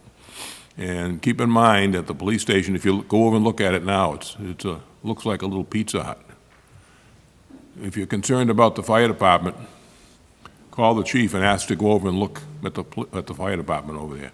It was built in 1880 as a dance hall. Fire engines are about to fall through the floor. Go to the Pine Grove School. The fire inspector, a couple of years back, the fire chief said, if you want to plug something additional in over there, you got to unplug something else. There's no sprinkler systems. The wiring is horrendous. There's no Wi-Fi. The plumbing is old. I mean, that original school was built back in the 50s. The kitchen that they're using for the cafeteria over there was built back in the 50s and really hasn't been modernized. So we're in a bind. I mean, don't get me wrong. We don't want to spend your money or our money either. But these projects have been on the books for many, many years, and it's just by some miracle, we don't understand it ourselves, how the last 2 years the town voted for these overrides. But if we didn't get them, I don't know what we would have done for these building projects. So keep in mind that it's expensive, but when you have a good police department, a good fire department, and a good school system, your tax bill is going to go up, but the value of your house is going to go up. And if you ride around town, I hear all the time that, you know, people are, I got to move out of Raleigh, I can't afford to live here. Well, I do a lot of riding. I'm retired. I do a lot of riding around town during the day. Houses go up for sale. Within 2 to 3 weeks, sale pending sign appears on that house. So we're not doing all that bad here. And whether you vote for the override or you don't vote for the override, I'm not going to tell you. That's your personal decision to make. But all these town leaders, the Finance Committee, the Board of Selectmen, Town Administrator, all these chiefs and people sitting on the sides of the building, we're all living in very tight budgets. The school department has its own set of problems, as Brian, Superintendent Forget said. The special education costs are absolutely killing us. Pension costs are killing everybody. Healthcare costs, these are all things we have no control over. We wish we're not trying to raise the bills, we pay them too, but keep in mind that as you go to the ballot box and you come to town meeting, keep in mind what Chairman White said of the Finance Committee. We need you to vote yes on Article 4 for the Triton budget. We need you to vote yes on Article 5 for the override budget. And then when you go into the voting booth on Election Day, whether you want to vote for Triton or against Triton, that's your personal decision. But we want to make sure that we give the citizens of this town the option of whether they want to cut the school budget or cut the town budget or what. So we're all working together, we're all trying on this, and we're asking your support at town meeting next week to get this thing on the ballot, and then what you decide to do is up to you as individual voters. But we've done our job over here, and most of us have been on this board for 10, 15 years, off and on, in my case. And we're here to support the town and make it a better place to live. And it's just a coincidence that all these things happen to come up at once. But we couldn't afford to wait. And we're funding them. It's going to cost us, and it's going to hurt some people. And it's not just the old people. There's young families with kids that are getting by on a paycheck to paycheck. And they may vote against the override because they can't afford it. So, I mean, it's one of those things where we're all on our backs are against the wall. We need help from the state. Hopefully, in the next couple of years, that's going to help us pay off. But the state has reduced its funding for Triton. The amount of money that the town gets back on the cherry sheet from the state is less than it was 15 years ago, and all that. Every time the state or the federal government cuts back, you know who pays? We do at the local level, because people want the services. If you don't want the services, don't vote for anything. But if you want the services, we got to pay, and that's the bottom line. Thank you. Just to go back about the fire station. Before that we voted for the fire station, we had a committee that was put together, townspeople, myself, fire chief, and we spent three years just looking for the land. We couldn't find land, and that's why we chose the site where we did, right beside the police station, to put the police station and the fire station together, and that saved us money. And then we turned it over to the Board of Selectmen. If you watched the Board of Selectmen meetings, when we had the architect come in and everything else, we were all adamant about one thing: that was not going to be a monument to the architect, okay? That was going to be a building that was just a fire station, and a police station, just nothing extravagant whatsoever.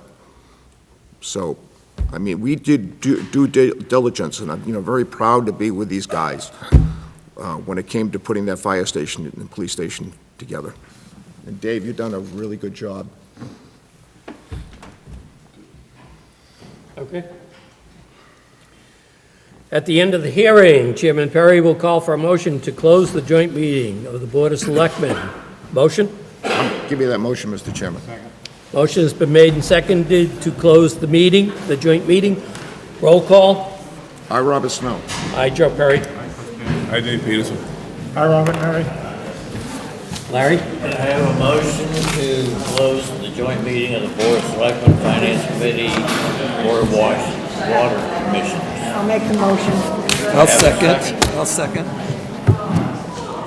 All those in favor by roll call vote. Aye, Larry White. Aye, Sharon Emery. Aye, Peterson Sewell. Aye, Paul Jalbert. Aye, Dennis Roy. I have a motion to close the Finance Committee meeting. I'll make a motion. To adjourn.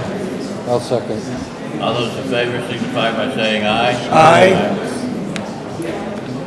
Call a motion to close the joint meeting of the Board of Selectmen and the Finance Committee and the Water Board. All those in favor signify by saying aye in a roll call vote. Mark Emery, John Manning, make a motion to adjourn. Second. All those in favor? Aye. Thank you all. Thank you all for coming.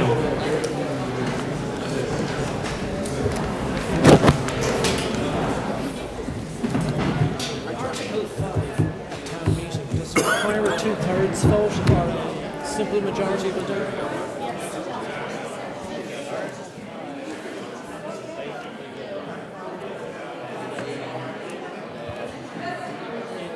Hello? Could you take, we still have business to attend to? Use your gavel. Thank you.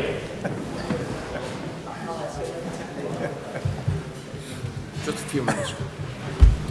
Okay. Okay. Special town meeting warrant. I'm going to start with those three. Can we assign them at random? I mean, go down the list and... Just choose. Yeah, does it matter? I mean... I can assign them unless you prefer. I don't care. Yeah. You're just reading it. Debbie, you're fair. You can Do you assign want them. me to assign the Yes. articles, Yes. the Yes. motions? I already know Robert, what Chairman Perry wants to do. Okay. So, No, a if you motion. want, I can assign them. Debbie assigns Anything the that's motion. pertaining to the selectmen, okay. Bob says okay, I say okay. No preference on what you Oh, want. we don't care. Okay. What difference does it make? All right, I'll do it. Okay. That's done. Do you need a motion for that? I'm just Go gonna through that tell you warrant what you're again. gonna. Okay. Okay. We didn't do the minutes. Minutes. We haven't adjourned yet. Minutes, Yeah, I'll give you a motion to approve the minutes for whatever date it is. February I'll second. 26th. I'll second. Motion's been made and seconded to approve the minutes for February 26th. All those in favor say aye. Aye. Aye. Aye. I lost my agenda. Don't even Hold read, on, don't here it even is. read the, Mr. I Chairman. think you were absent. the announcements, nobody cares. It's not only required. February We can get away 26th. with doing Mr. it. Chairman, Oh, wait a I minute, think you wait. should I revote that, Have to rescind that revote vote, that. please. Rescind the vote. Make a motion to rescind the vote. Vote on the minutes for Yes. February 26th. I make a motion to rescind the vote for some I reason. wasn't here. Oh, Second. okay, Second. so I'll second it. Okay. Motion's been made and seconded for the February 26th. To rescind the vote. To Yeah, rescind the vote. All those in favor? Aye. Aye. I'll make a motion to accept the minutes. Second. Motion's been made and seconded to approve the minutes for February 26, 2018. All those in favor say aye. Aye. Abstain. I move that we postpone announcements for next week. Second. I move that we adjourn. Motion's been made and seconded to adjourn. All those in favor say aye. Aye. Aye. Thank you. Thank you. I hate this.